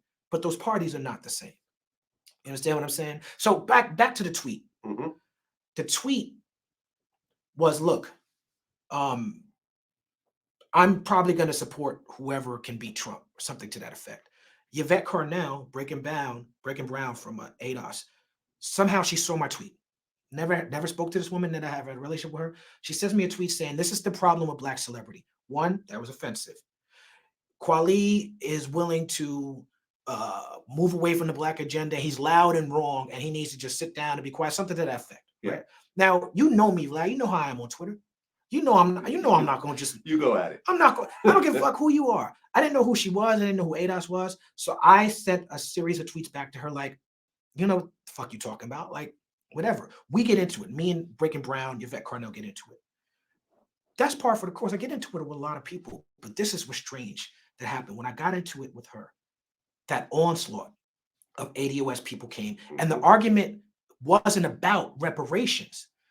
The argument became about immigration. Yvette Carnell found an article in which my mother talks about growing up in Brooklyn around a lot of Haitian people and how white people in her community valued people from the Caribbean over native-born Black Americans, right? So she went to a school to try to get into school, and the school asked her, are you Haitian? And my mother talks about this in this article to just talk about how white supremacy tries to divide Black communities. Yvette Carnell took this article and framed it in a way to say that my mother was pretending to be Haitian. That lie became a lie that Kwali is Haitian. So now the argument is no longer about reparations. Now they're all coming at me like, you're a Haitian immigrant. Go back to Haiti. Okay, so is your family Haitian? Not at all. Not at all. Not at all. But yet you said that on 5 different occasions, your Wikipedia page was changed to say that you were born in Haiti. Because that's how desperate ADOS is. Their tactic, this is, again, they have nothing, this is an anti-immigration group. My grandfather, in that article, my mother says that my grandfather was born in St. Croix. We found out since that article, since my grandfather has passed away since then, that he wasn't born in St. Croix. He was born in Harlem Hospital. But even if he was born in St. Croix, that's a U.S. territory. right? So even if you're trying to say that, like, everything they're saying about my family is wrong, and what does my family lineage have to do with any of the conversation? It doesn't. All of a sudden, you can dismiss me because you think I'm from Haiti?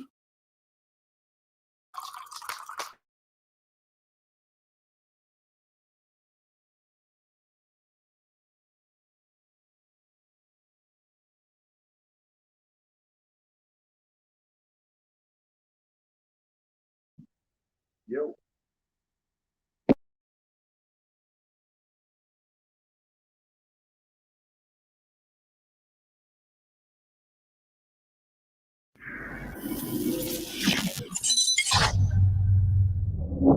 Well, the concept of silencing someone, like this is the biggest thing that I've seen that I've never seen before is be quiet. You should not talk about this. Well, that's different for you and me down. because you as a white guy coming into it. So they come at me like that, but there's a certain amount of them coming at you like that that I have to acquiesce to.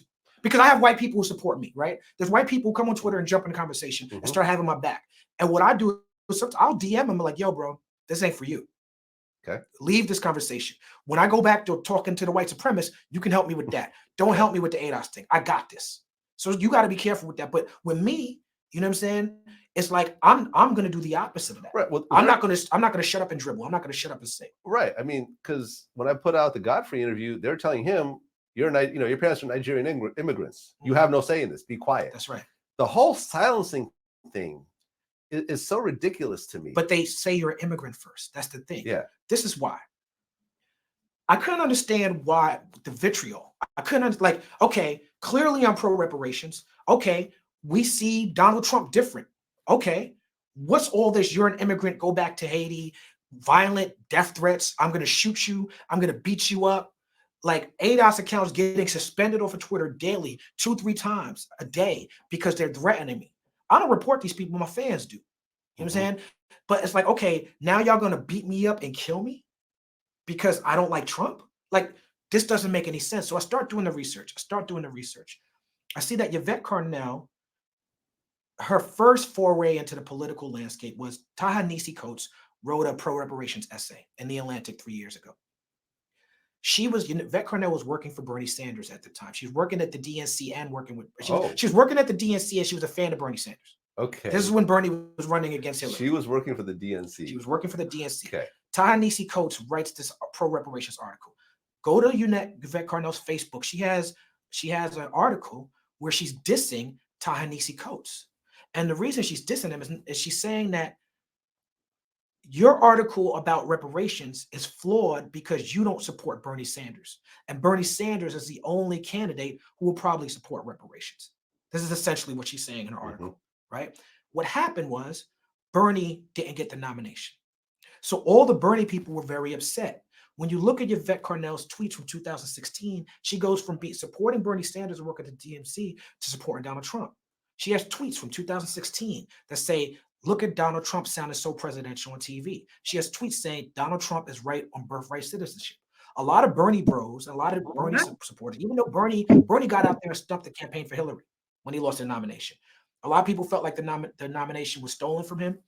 I'm in that camp. I feel like the DNC, but who expected them to give anybody but Hillary to nominate? This is how politics works, right? Yeah. Bernie stumped for Hillary. A lot of his supporters, like Yvette Carnell, became Trump supporters. There's videos of her wearing MAGA hats. That's from that era. Yeah, I saw a picture of her wearing a MAGA hat. Right. Now, you know that video is deleted. The day that I posted that picture and wrote my article about her wearing a MAGA hat, she deleted her video where she wore the MAGA hat.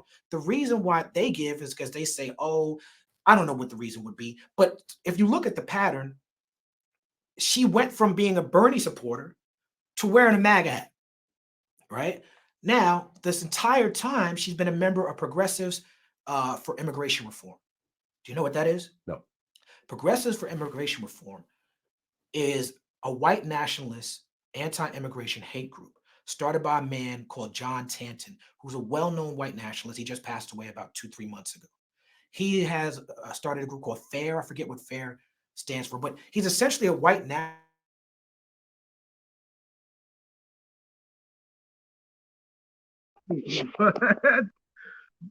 Why, Vet? Say it ain't so. Hey, he really got on her skin. He went in, he did some homework on her. I didn't even do the homework on her. God damn. Lotus, you watching this? You hearing this shit, bro? What? She worked for the DNC? I don't know what's worse. The Magna had all the DNC. The hypocrisy. Oh my God. Oh, hey. Poverty Law Center thing, because Southern Poverty Law Center also criticizes Nation of Islam. And a lot of people in Black communities feel like, okay, well, y'all don't really have a good read on who's a hate group or not. But there's an article in the Daily Cost that does a very good expose, and then they say, if you don't trust Southern Poverty Law Center, here's John Tence's own words of him saying that he's a white nationalist. So this white nationalist starts this group, PFIR. They call it Progressives for Immigration Reform. Let's break that down. What progressives are caping for immigration reform? Right. None. If you're a progressive person, you're pro-immigration. You're not looking at immigration, legal or illegal, as a problem to the country. You're not. Yeah. These PFIR people, these are the build the wall people. You understand what I'm saying? Now think about what I said. Yvette Carnell is a board member of this group. She's not the only Black board member of this white nationalist organization, but white nationalism, just like white supremacy, is an ideology. You could be Black and be a white nationalist. Candace Owens is a Black woman, but she out there bigging up Hitler. Hitler's a white nationalist. She's a white nationalist. She's not a white person. She's a white nationalist. Right. So if Yvette Carnell has joined a white nationalist organization, then she's a fucking white nationalist. And if that white nationalist organization whole shit is anti-immigration, then it makes sense that when you start talking about reparations, they always go to you're an immigrant. You're a Ukraine immigrant. I'm a Haitian immigrant. We all become immigrants. Right. You understand what I'm Even saying? though you're not an immigrant. But I'm actually a first generation immigrant, 4 years old. And people say Ukraine. At the time, it was USSR. So technically, I'm Russian. I was born in the Russian country, which became Ukraine later on. But one more thing about PFIR. Go ahead. On my Instagram, I posted a screenshot recently of the PFIR newsletter from September. In this newsletter from September, they literally write that they're supporting ADoS because ADoS is anti-immigration, and ADoS, this is literally what they wrote, is going to split the Black vote and make sure that the GOP wins. Wow. This is what PFIR, which Yvette Carnell is a board member of, is writing on their website as of a month ago. So let's cut the bullshit, right? How can anyone deny these facts? Why is it immigrants are not stopping reparations? Haitian immigrants, African immigrants, and notice they never go out, unless you show up, they don't go after white immigrants.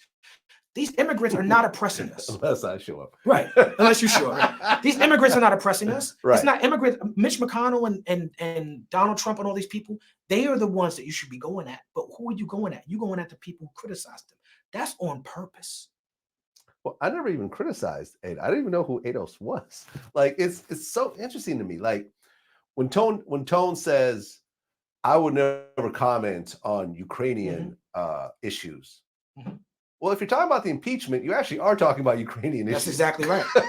That's exactly right. Because the Ukraine is completely tied to this issue. And let me tell you something. In the Ukraine, everyone's talking about American issues right now. That's probably the biggest topic in the Ukraine for everybody. And if you're talking about getting reparations from the government of America, this is still a white majority country. So the only way to get reparations is if the majority of white people support candidates that are for reparations. Exactly. And this was my point when I put this out. 70% of Americans are against cash reparations to African Americans. Yeah, we should talk about that. 70%. Which Where'd you get that number from? I Googled it a few times. Okay. I'm not exactly sure, but it was. You should put the source because you're gonna get pushed back on. I say, oh, it's not true, right? Yeah, you gotta get the source right. I'll get the. We'll put the source underneath here on the screen. That 70% includes 15% of the Black population, which is probably 100% pro reparations, right? I would, if I had to guess, and I don't like to guess or speculate, but I would guess the vast majority of Black people are pro reparations. Are pro reparations, which means that if you take Black people out of this equation, 80% of the country that's not Black is against reparations. So do I think that every American descendant of slavery should get $1 million and 100 acres? Yeah, absolutely. I'm for this. Should they get tax breaks? Should they get all types of other incentives? I'm 100% for this. But when 80% or 70% of the whole country, 80% of people who are not included in this are against it pass in our lifetime, you have to look at it a little bit differently, which is why I took the education approach, which is already happening in universities like Georgetown, is giving tuition to descendants of the slaves that they were involved. And ADoS used the Georgetown thing back in January, February. They were pro that, like most of the accounts. Yeah. So here, which is the same thing. I'm pro. So let's talk about the policy thing, right? So on the ADoS website, let's talk about the ADoS website, because the first thing that anyone who pretends to be a serious ADoS person, when you move past the insults and move past you're supposed to shut up and move past all that, they go to, well, just go to the website, right? So let's talk about the ADoS website, because according to the ADoS people, the ADoS website created by Yvette Carnell and Antonia Moore, it lays out a Black agenda. And at the bottom of their Black agenda is reparations. Why is at the bottom? That's suspect to me, but I digress, right? On the ADoS website, they mentioned, I'm saying mentioned in the past, they mentioned Ronald Reagan favorably. And they talked about how Ronald Reagan gave money to HBCUs, and they said that Barack Obama was not supportive of HBCUs. Now, when I'm on a supposedly pro-Black website, Obama was not perfect at all. And Obama, there's a lot of valid criticisms you can make about the administration of Barack Obama. In particular, when it comes to immigration, I don't like his immigration program. I don't like his drone program. You understand what I'm saying? But when I go to a pro-Black website and you're saying Reagan good, Obama bad, that's a problem for me. Crack ever Ronald Reagan? The Killer Mike raps about? Nah, son. No pro-Black, pro-reparations website should be bigging up the Reagan administration at all. Go 2 paragraphs down, they bigged up Donald Trump. And what they said was, when Donald Trump talked about Black poverty and said that Black people have nothing to lose for voting for Donald Trump was right. No, he wasn't. Donald Trump has never been right. Now, if you go to the ADoS website right now, that Reagan thing, you won't find it. Oh, they took it down. The Donald Trump thing, you will find. The reason they took the Reagan thing down is because whenever they would come at me with the, you just need to go to the website, I would send them a screenshot. Here is y'all bigging up Ronald Reagan. And if you want, I can send that screenshot to you so you can put it up on the thing. Okay. Because it's not there no more. There was no apology. There was no, there was none of that. They just quietly removed Reagan's name like nobody was going to notice. I noticed. Okay. That's not the only time they changed their website. Back then, right now, their website still bigs up Donald Trump. That Donald Trump campaign promise is still on their website. Yvette Carnell, because of that Donald Trump campaign promise, she did a video called Donald Trump is Right About Black Poverty. That's not the only time she said Donald Trump is right. You could Google Yvette Carnell, Donald Trump is right. She says Donald Trump is right all the fucking time. On their website back in the day, they said ADoS, as part of their Black agenda, demands that we pass HR 40. HR 40 is a pro-reparations bill. Yeah. Right? Now, they didn't say we demand that it be amended. They didn't say that we demand that a new version of it. On their website, from the time it was created until about 2 months ago, ADoS was fully supporting HR 40. What happened since then was Cory Booker, who is a target of ADoS, took up the rallying call for HR 40 and made HR 40 a thing and got co-sponsors for it. Right. The co-sponsors he got for it, 0 Republicans, all Democrats, majority of Democrats who are running for office. So Kamala Harris, who's a target of ADoS, she's a co-sponsor of the pro-reparations bill that was supported on our website. Bernie Sanders, co-sponsor of the pro-reparations. Bernie Sanders fucked up his answer, but a couple of months later, he became a co-sponsor of HR 40. Tammy Duckworth. I could go down the line. Yeah. So many Republicans are co-sponsors of this bill. Now, what started to happen was they had a hearing that they invited to Ta-Nehisi Coates to, that they invited Cory Booker to, they invited Danny Glover to. You can Google it. They had a reparation hearing maybe June and July. Nobody from ADoS was invited. The reason why nobody from ADoS was invited is because people who were serious about reparations could see through that grift from a mile away. They were upset that they didn't get invited. So then the leaders of ADoS started dissing HR 40. Because now the program that they support on their website, the pro-reparations, now the Democrats are fully supporting it. Their organization is anti-immigrant, anti-Democrat. So they cannot be seen supporting things the Democrats support. So they started dissing HR 40. I noticed this. They would come to my thing. HR 40 is just a study. We don't have to study reparations. Nobody else had to study. That's not true. Japanese people had to study and research and figure it out. That's not true at all. But let's say, for the sake of argument, let's say that is true, right?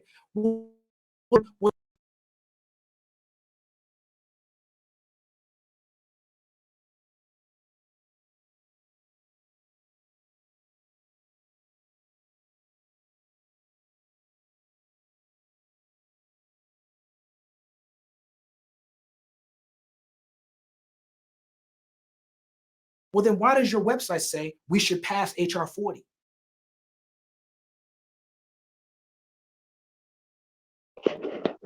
Damn.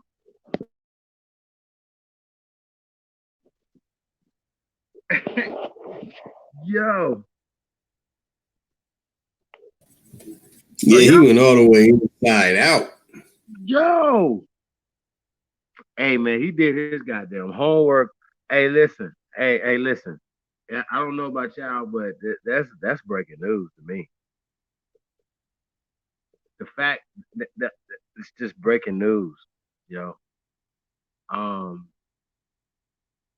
Yeah, you guys are supporting ADoS. You guys gonna have to ask Yvette what's going on. How is she a member of this group? On the board of the group, by the way. Well, it makes sense that she's dealing with the Democrats because she was a, member of the DNC. So, yeah, man, the Magna hat and all this other stuff, bro. Like, it's just, hey, what do you think about this? Though this is crazy to me. Talib went too far. He went, hey, her career is over. Do y'all hear me? Yeah, that's what I think. Over. She's done. Her shit's over, bro. And anybody standing next to her, they shit is, bro, over. God. Yo, that's crazy.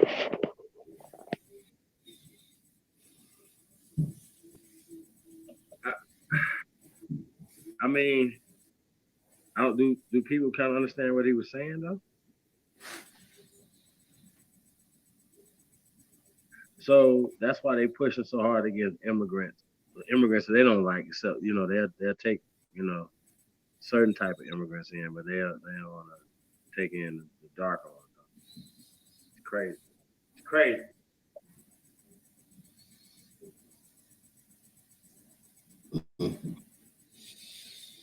Yo, that's crazy though.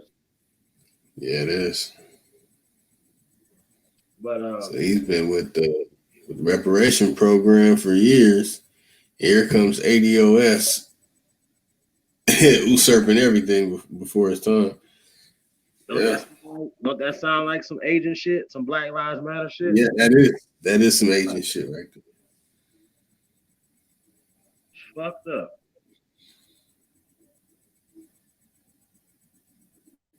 So yeah, I haven't went to their website, but that would be interesting though. Why would they? It's very confusing. You support Trump while you working for the Democrat. Interesting. And the NAACP. Like, is this real? Like, she like a double, triple agent. She can go back and forth, go over here, move swiftly. God damn, y'all. Yo, that say it ain't so. Telling me lying. That is all lies, yo. That's the only, none of that could be true. Her career is over. It shouldn't have been a career. That's crazy.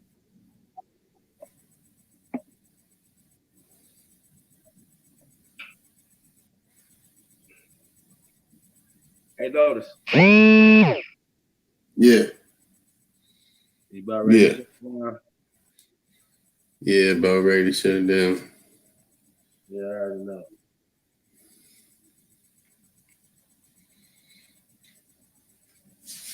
Good brothers and sisters of the feather. Hopefully y'all learned something tonight, man, that can help you go in on the ADoS.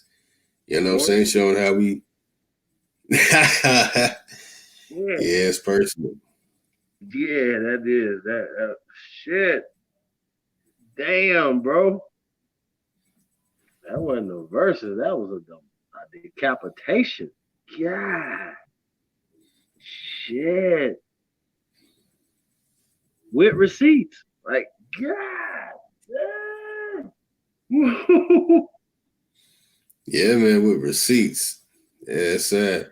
Yeah. Oh man. Let me play some music before I bounce out. Before we all bounce out, fam. Word. I don't know which one to play. Hold on. You ain't playing PhD yet. Yeah.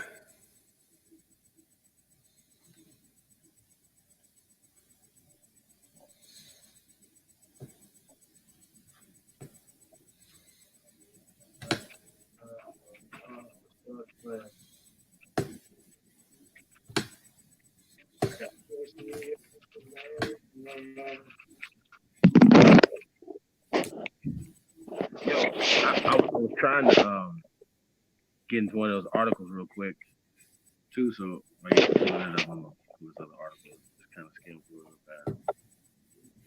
The relevancy of what we're saying when it comes to reparations, who got it and who didn't get it. You know, just gonna run through a few things. Yeah, man. Peace to the tribe, man. Tuned in to the greatest of all time. Respect to the check. Yeah, we didn't get the respect to the check. Yeah, man. Shout out to my OG. Let's get his PhD. Let's go.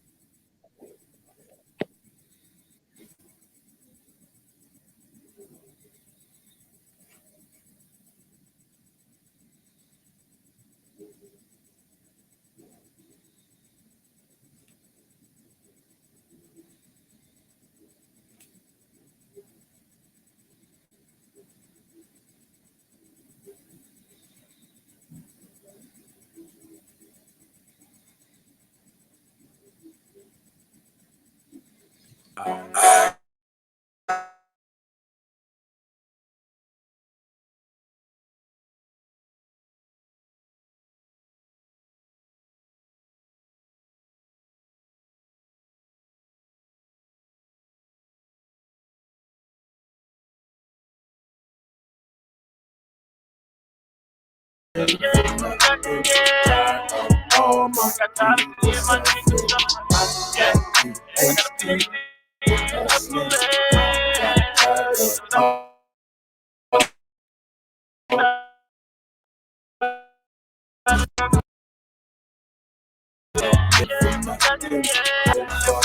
sold a whole lot of drugs, a whole lot of bricks.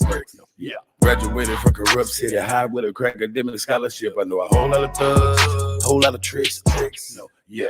Everything from a chopper to a bop. I promise I was hitting a lot of licks. I know a whole lot of blood, a whole lot of Crips. No, yeah. The only color that I see is green, but I still know about the politics. Out of town run, had a lot of trips. Had to triple up and make a lot of flips. I got fell off, made a lot of slips. Nigga telling on me, so I got a deal. Look, I done so cracked in my auntie and back of my granny. My bitch had my crack in the panties. I'ma just hop in the caddy and head to South Dallas and sell some more crack to my daddy. I kept a strap in the caddy. I pull up and park in the back of the alley with Sally. That was way before Google Maps had that button you push when you type in the addy. True story, but I got a PhD.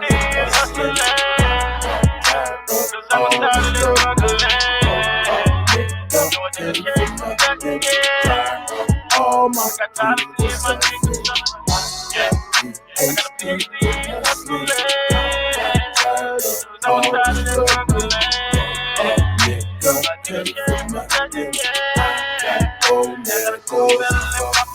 Before I go set up and rob, nigga, I'ma go get me a job, nigga. I be at churches just working and serving the chicken and corn on the cob, nigga. Cause you from the streets and you can't get no money, then really, you really are odd, nigga. And probably don't believe in God, nigga. Probably a hater and fraud, nigga. Cause it ain't no bluffing, cause we came from nothing, cause we didn't come up like you saw, nigga. Cause my daddy was the invisible man and my mama, she really worked hard, nigga. And when I say she worked hard, nigga, really, really, really hard, nigga. Really, really, really hard, nigga, with no food stamps on a card, nigga. I was 17 with a grown woman, babysitting kids, sipping hard liquor. From a car stiller to a hard whipper. 28, that's a hard flipper. Pimpin' hoes, I'm a hard stiller, like some shit you can't avoid, nigga. Like in 96 when Trey 6 caught that murder case, she's a hard killer. True story. I got a PhD.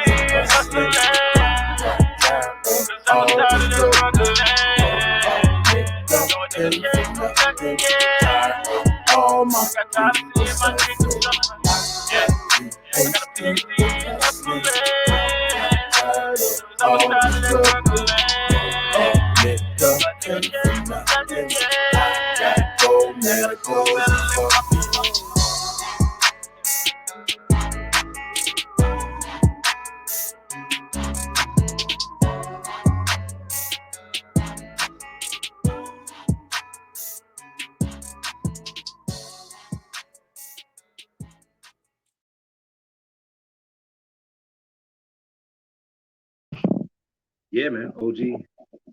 My OG. Dude, man. PhD in hustling. Yeah. Hey, man. Peace to the tribe, man. We definitely appreciate everything, man. Shout out to all the great ones tuned in, man. Like I said, we're gonna have a Warriors panel tomorrow afternoon sometime. Y'all put that together. I have a special guest coming through tomorrow. You're gonna look out for that. Then tomorrow night, Aboriginal Power gonna be doing this thing. You better look out for that. What we got going on? Hey, Lotus, you out of there? Yeah, I'm here. You out of there? I'm still in there.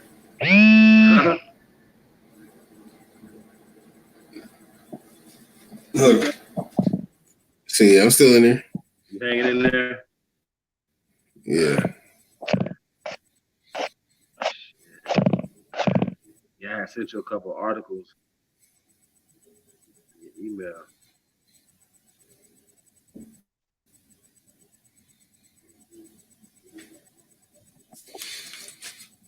Hold on a second.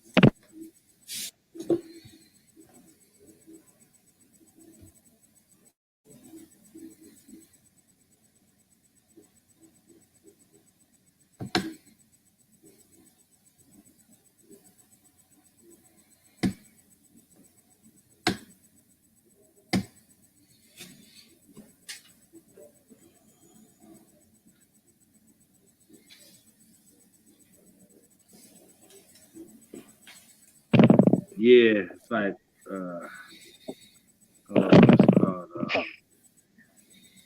what reparations for slavery might look like in 2019. I got it right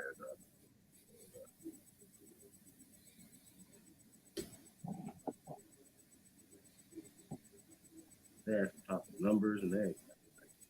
It's gonna cost this. Everybody's gonna get this. Like what?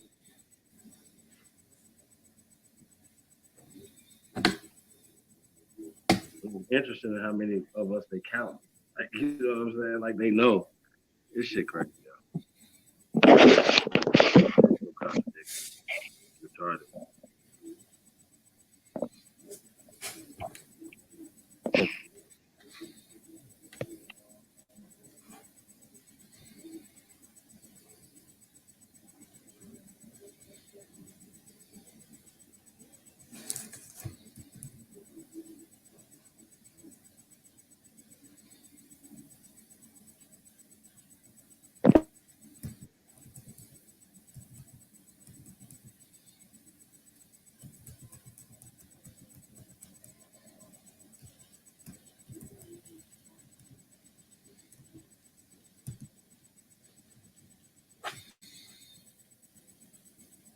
Ah, shit.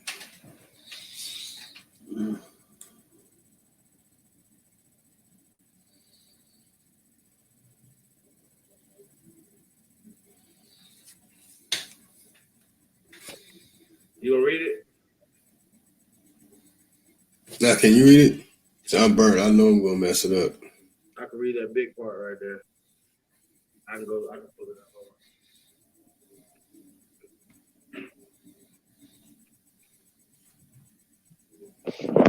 Like I said, what reparations for slavery might look like in 2019. All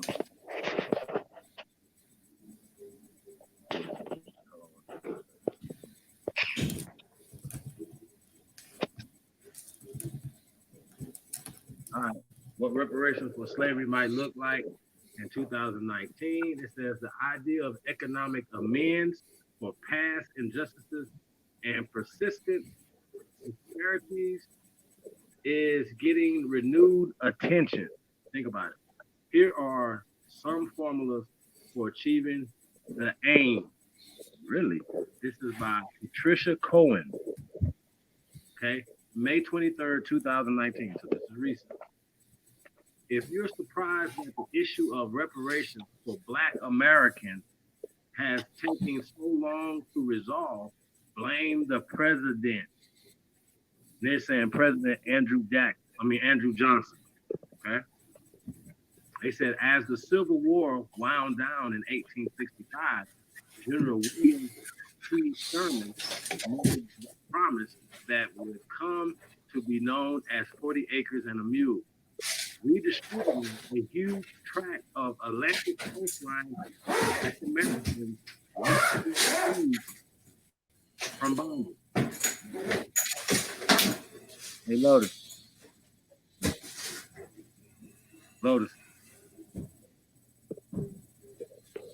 Okay, from bondage. President Abraham Lincoln and Congress gave their approval, and soon 40,000 freedmen in the South had started to plant and build.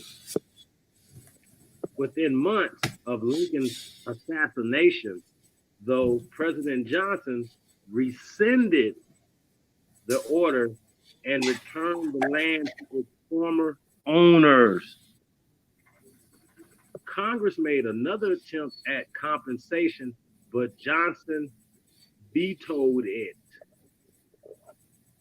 Y'all heard that?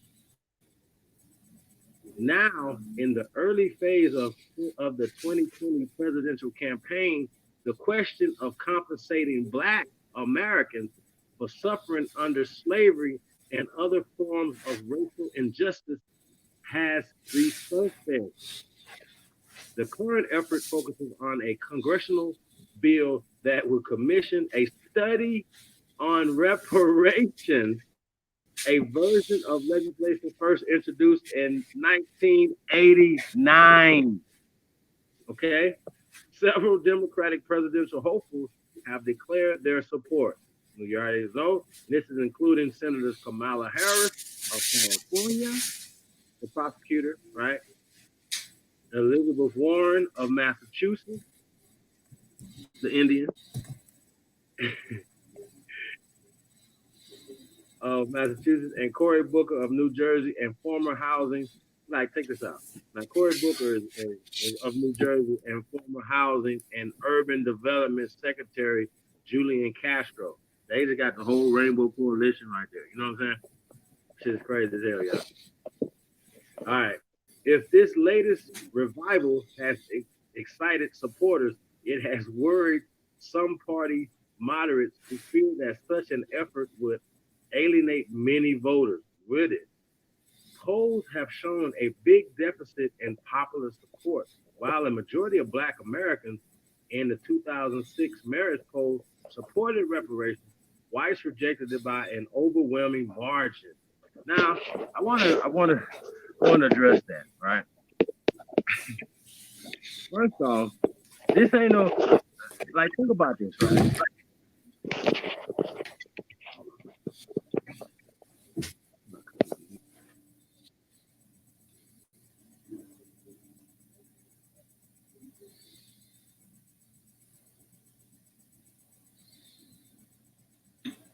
All right, so, shit, what was I at, man?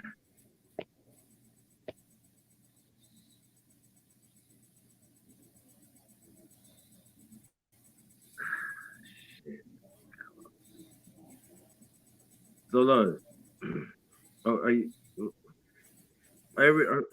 we kind of clear what we're talking about? Oh, yeah.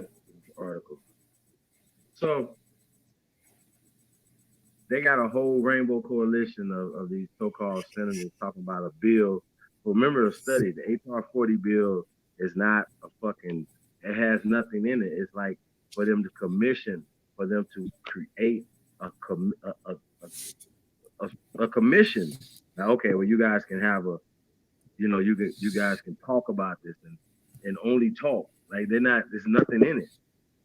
the ADOS is, remember are they supporting it now or I don't know. I'm confused too.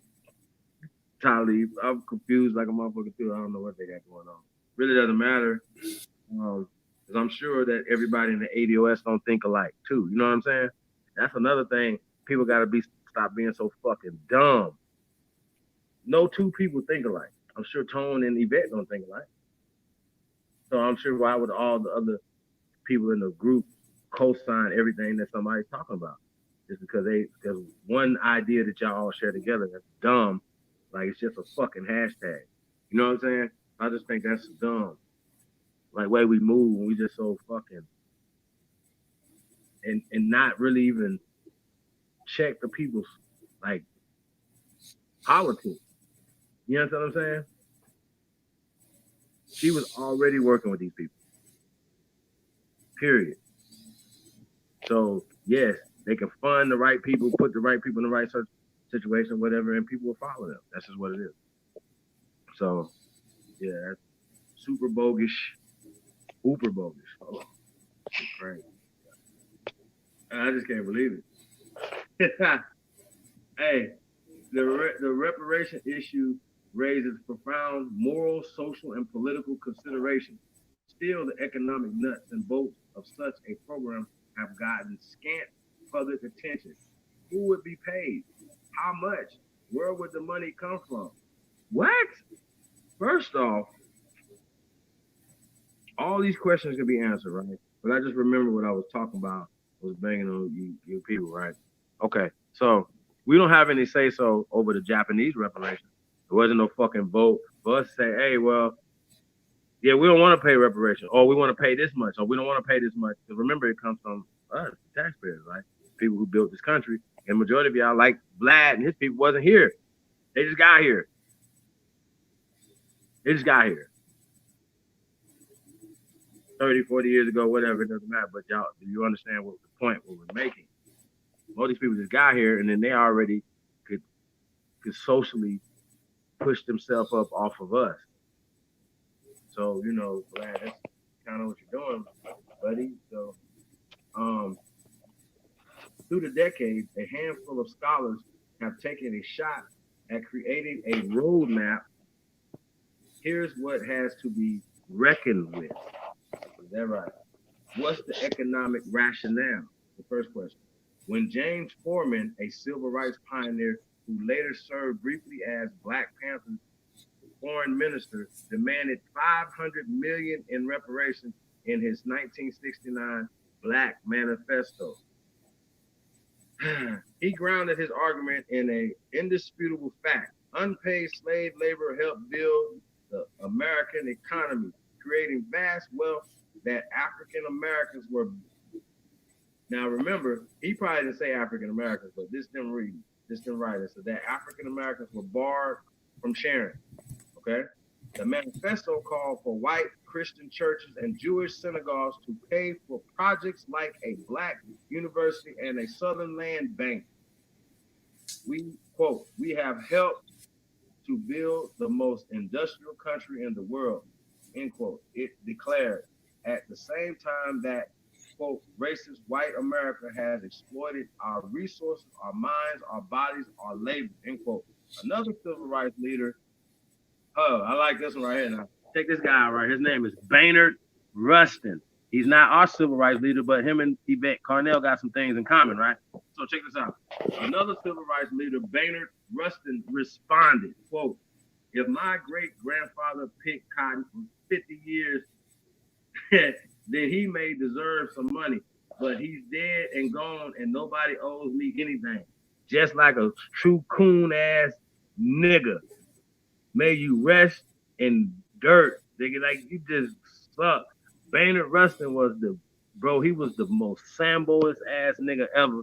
And this was the advisor for Dr. Martin Luther King Jr. Okay? They was roommates on the road. And if y'all know anything about Baynard Rustin, he got caught, like before all of this, he got caught like in California. Hopper was in the car like with some little boys and shit. Like, come on, y'all. Like, shit's crazy. Like, it's extra crazy. And it wasn't even like a secret. Like, everybody can, You could see the shit like it was crazy. So no, absolutely no. Don't owe me anything. What? The question of reparation, however, now think about that. Now you can find somebody like Boehner, like he's supposed to be a civil rights leader, right? But he's against reparation. Why? Why would he be against reparation? Even if his grandfather picked cotton for 50 years to somebody, they sold that cotton for 50 years, you dumbass. That shit crazy. The question of reparation, however, extends far beyond the roughly 4 listen to this. Extends far beyond the roughly 4 million people who were enslaved when the civil rights started. I mean, the Civil War started. Oh, what time out? Y'all heard that? Lotus, you heard that? Yeah. All kind of odd stuff going on here. I mean, they saying that 4 million people was enslaved. They're saying that's very odd number. By the start of the Civil War, they said enslaved people, right? So you gotta look at that too. Not with slaves, but enslaved. That's another play on they try to use against us, right? But they're saying in 1850, right? And that's way before the Civil War, that it was 4 million of us here. So in 200 years, less than 200 years, right? We blossomed into this many people. Do y'all think that's possible? Does that make sense to you? And that 100% of us were slaves. So you see enslaved, most people they don't see enslaved. They just see slave. Oh, slave. Okay, Civil War started, right? Oh, the Civil War ended slavery. No. Tanishi Coates explained in an influential essay published. See, this that bullshit. Publishing papers for these motherfuckers, right? Explained in an influential essay published in Atlantic in 2014, legalized discrimination and state-sanctioned brutality, murder, dispossession, and disenfranchisement continued long after the war ended. That history profoundly handicapped Black Americans' ability to create and accumulate wealth, as well as to gain access to jobs, housing, education, and healthcare. For every dollar a typical white household holds, a Black one has 10 cents. It is this cumulative effect that justifies the payments of reparations to descendants of slaves long dead, supporters say. Okay? Equitably, is not likely to be obtained without some form of reparation. Oh, it said equality. My bad, y'all. It's not likely to be obtained without some form of reparation. David S. Winston, an economic and former president of Benedict College, wrote in the 1990 collection, The Wealth of Races. Now, once again, if we had the wealth, or just a percentage, a better percentage, like we don't have, bro, it's terrible, y'all, right? But could you imagine though that we talk about the peace and all the other things that but the peace could foster the economic growth that we need. You know what I'm saying? So I just think that's something that we gotta really look into as a source of our power. Is just economic. Fuck everything else. We need the money. We need the resources to do the things we gotta do. People's lives will be different. Y'all know people that hit the lottery or something like that or whatever. Their lives actually change. Then their next generation or whatever. Or people's lives change because people made it big in sports or entertainment, whatever, right? Their fucking families' lives change. Let's just be clear. And it's based off of the financial windfall that they came across. Period. I don't care what nobody else say. It ain't nothing else. How would it be anything else? Why does that make sense to you? That don't make any sense. Like the Beverly Hillbillies, motherfuckers gonna do better. They're gonna have a bit more shit. The quality of life is better. Same way with Haiti when it comes to Dominican Republic. They got more money over there. Their quality of life is longer, better than the brothers and sisters over in Haiti. That has to stop. That's dumb to me. I don't want to hear that bullshit. Who would be paid is the next question, right? So it says nearly 47 million Americans identify themselves as Black or African American in the latest census. A vast majority are descendants from slaves, but others are more recent migrants. So who would qualify for a payment? Damn it, man. William A. Darity Jr., an economics at Duke University and a leading scholar on reparations. Oh, wow. He's a leading scholar on reparations, y'all. Suggests two qualifying conditions.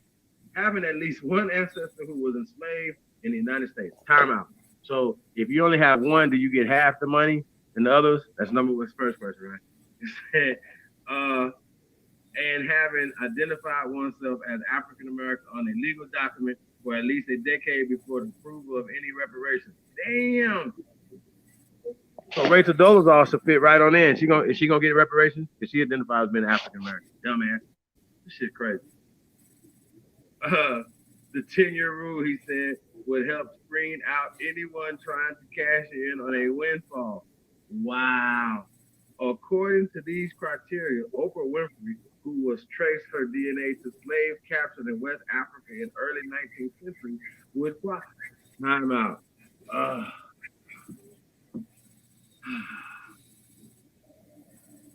Hey, y'all heard about this? Y'all heard? Y'all heard about this? Her DNA traced her to the slave captured on the West Africa in the early 19th century would qualify. Okay, so are they saying that another criteria would the DNA test help them get slave reparations?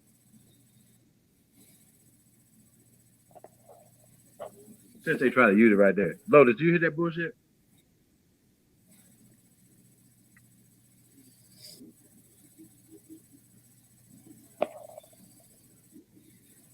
Check this out, though, Lotus. Former President Barack Obama, the son of a white American mother and a Kenyan father, they've underlined might not. Whoa, whoa, whoa, whoa, whoa. Now, we know his father, the Kenyan, wasn't a slave here in America. So why would he might not get it? What's going on? Mr. Doherty estimates that roughly 30 million Americans will be eligible.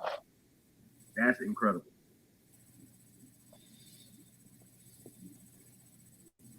Tracing genealogy back to slave-owning era is difficult. Huh? But the search begins by comparing the 1870 census, when free slaves were first counted by name, with the one taken in 1860 when they weren't. Other sources included military service and pension records, slave ship manifests, and estate and inheritance documents. Y'all heard that? As for taking account of current wealth, a reparations program could link potential payouts to income and asset levels. Okay, how much will recipients get? Now check this one out. Attaching a dollar figure to a program of reparations resembles a wheel of fortune spin, with amounts ranging from a piddling $71.08 per recipient under Foreman's plan. So they said that niggas would get $71.08, right? Under the Foreman's plan. To be astronomical 17 trillion in total. So $71 per recipient will come out to 17 trillion in total. That's pretty crazy. Over the decades, that's $71. That's not, yeah, that's $71.08 per recipient under Foreman's plan. Okay, over the decades, some economists have tried to come up with a quantifiable basis for a fair sum. Mr. What? Hey, this Lotus, did you hear this bullshit? Yeah. It's like it's up to them. It's like it's up to them. Oh, they gotta have a vote on it. Oh, 80% of Americans don't like this. Go home. Go home. That is true. Go the fuck home. Straight the fuck up. This ain't got nothing to do with Trump. Just got here in 1927. What are you talking about? It makes no sense. It's crazy to me. Damn, this is crazy. Mr. Swinson, for example, estimated in 1983 that 40 to 60% of the difference between black and white income could be attributed to the past and continuing discrimination, and put the figure at 500 billion. Is that right? Some economists evaluated labor's share of the slave system profits in cotton and tobacco. Others have looked at slaves would have earned if they had been paid wages plus interest after subtracting housing and food costs. What? Yo, they up here just try to figure it out. We say, okay, well, we got to subtract housing and food costs from you. What? I thought it was illegal. I thought this was what?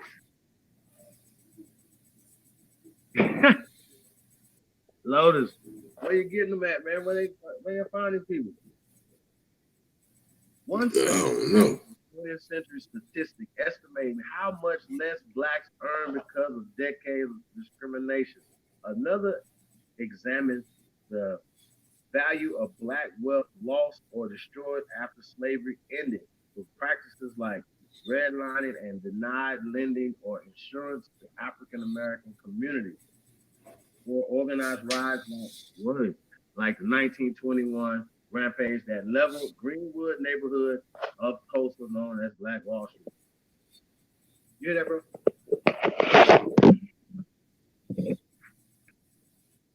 Mm-hmm. They hit Oklahoma hard. I mean, but why would Obama get? How would he get reparations?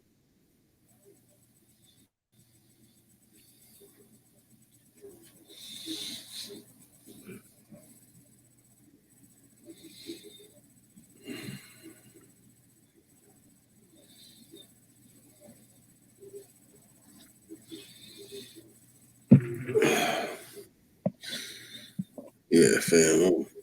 I'm about to pass these.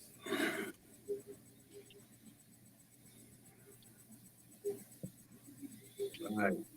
So check this out real fast. Taking account of compounding interest and inflation, Mr. Darity has put present value at 2.6 trillion, right? Assuming roughly 30 million descendants of ex-slaves, he concluded it worked out to about $80,000 per person.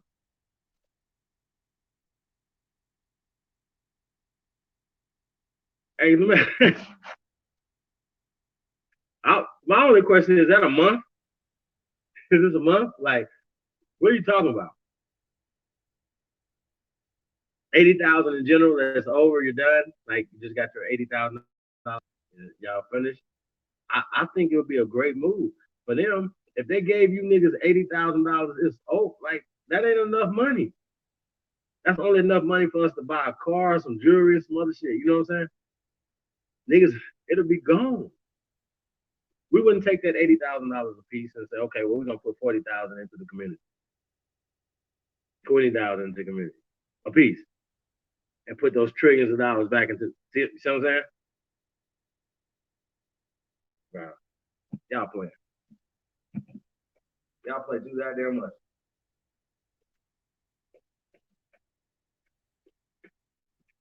Hey, Lotus.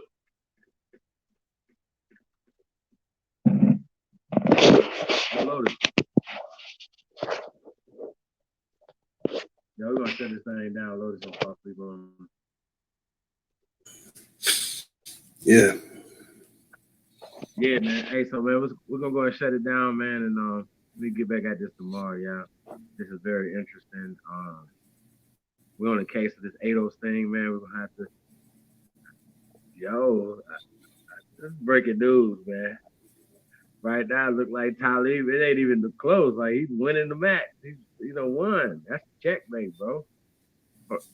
Bro, that's anywhere. Like he would have to be lying out his teeth to say the stuff he said. Shit.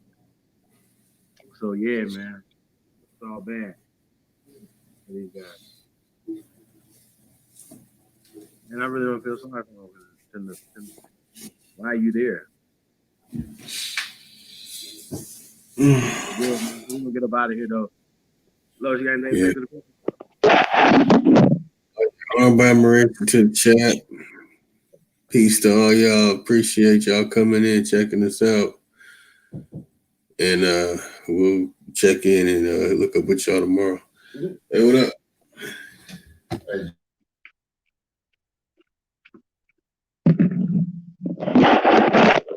Peace, paradise, everybody, man. We catch y'all tomorrow. Later on today.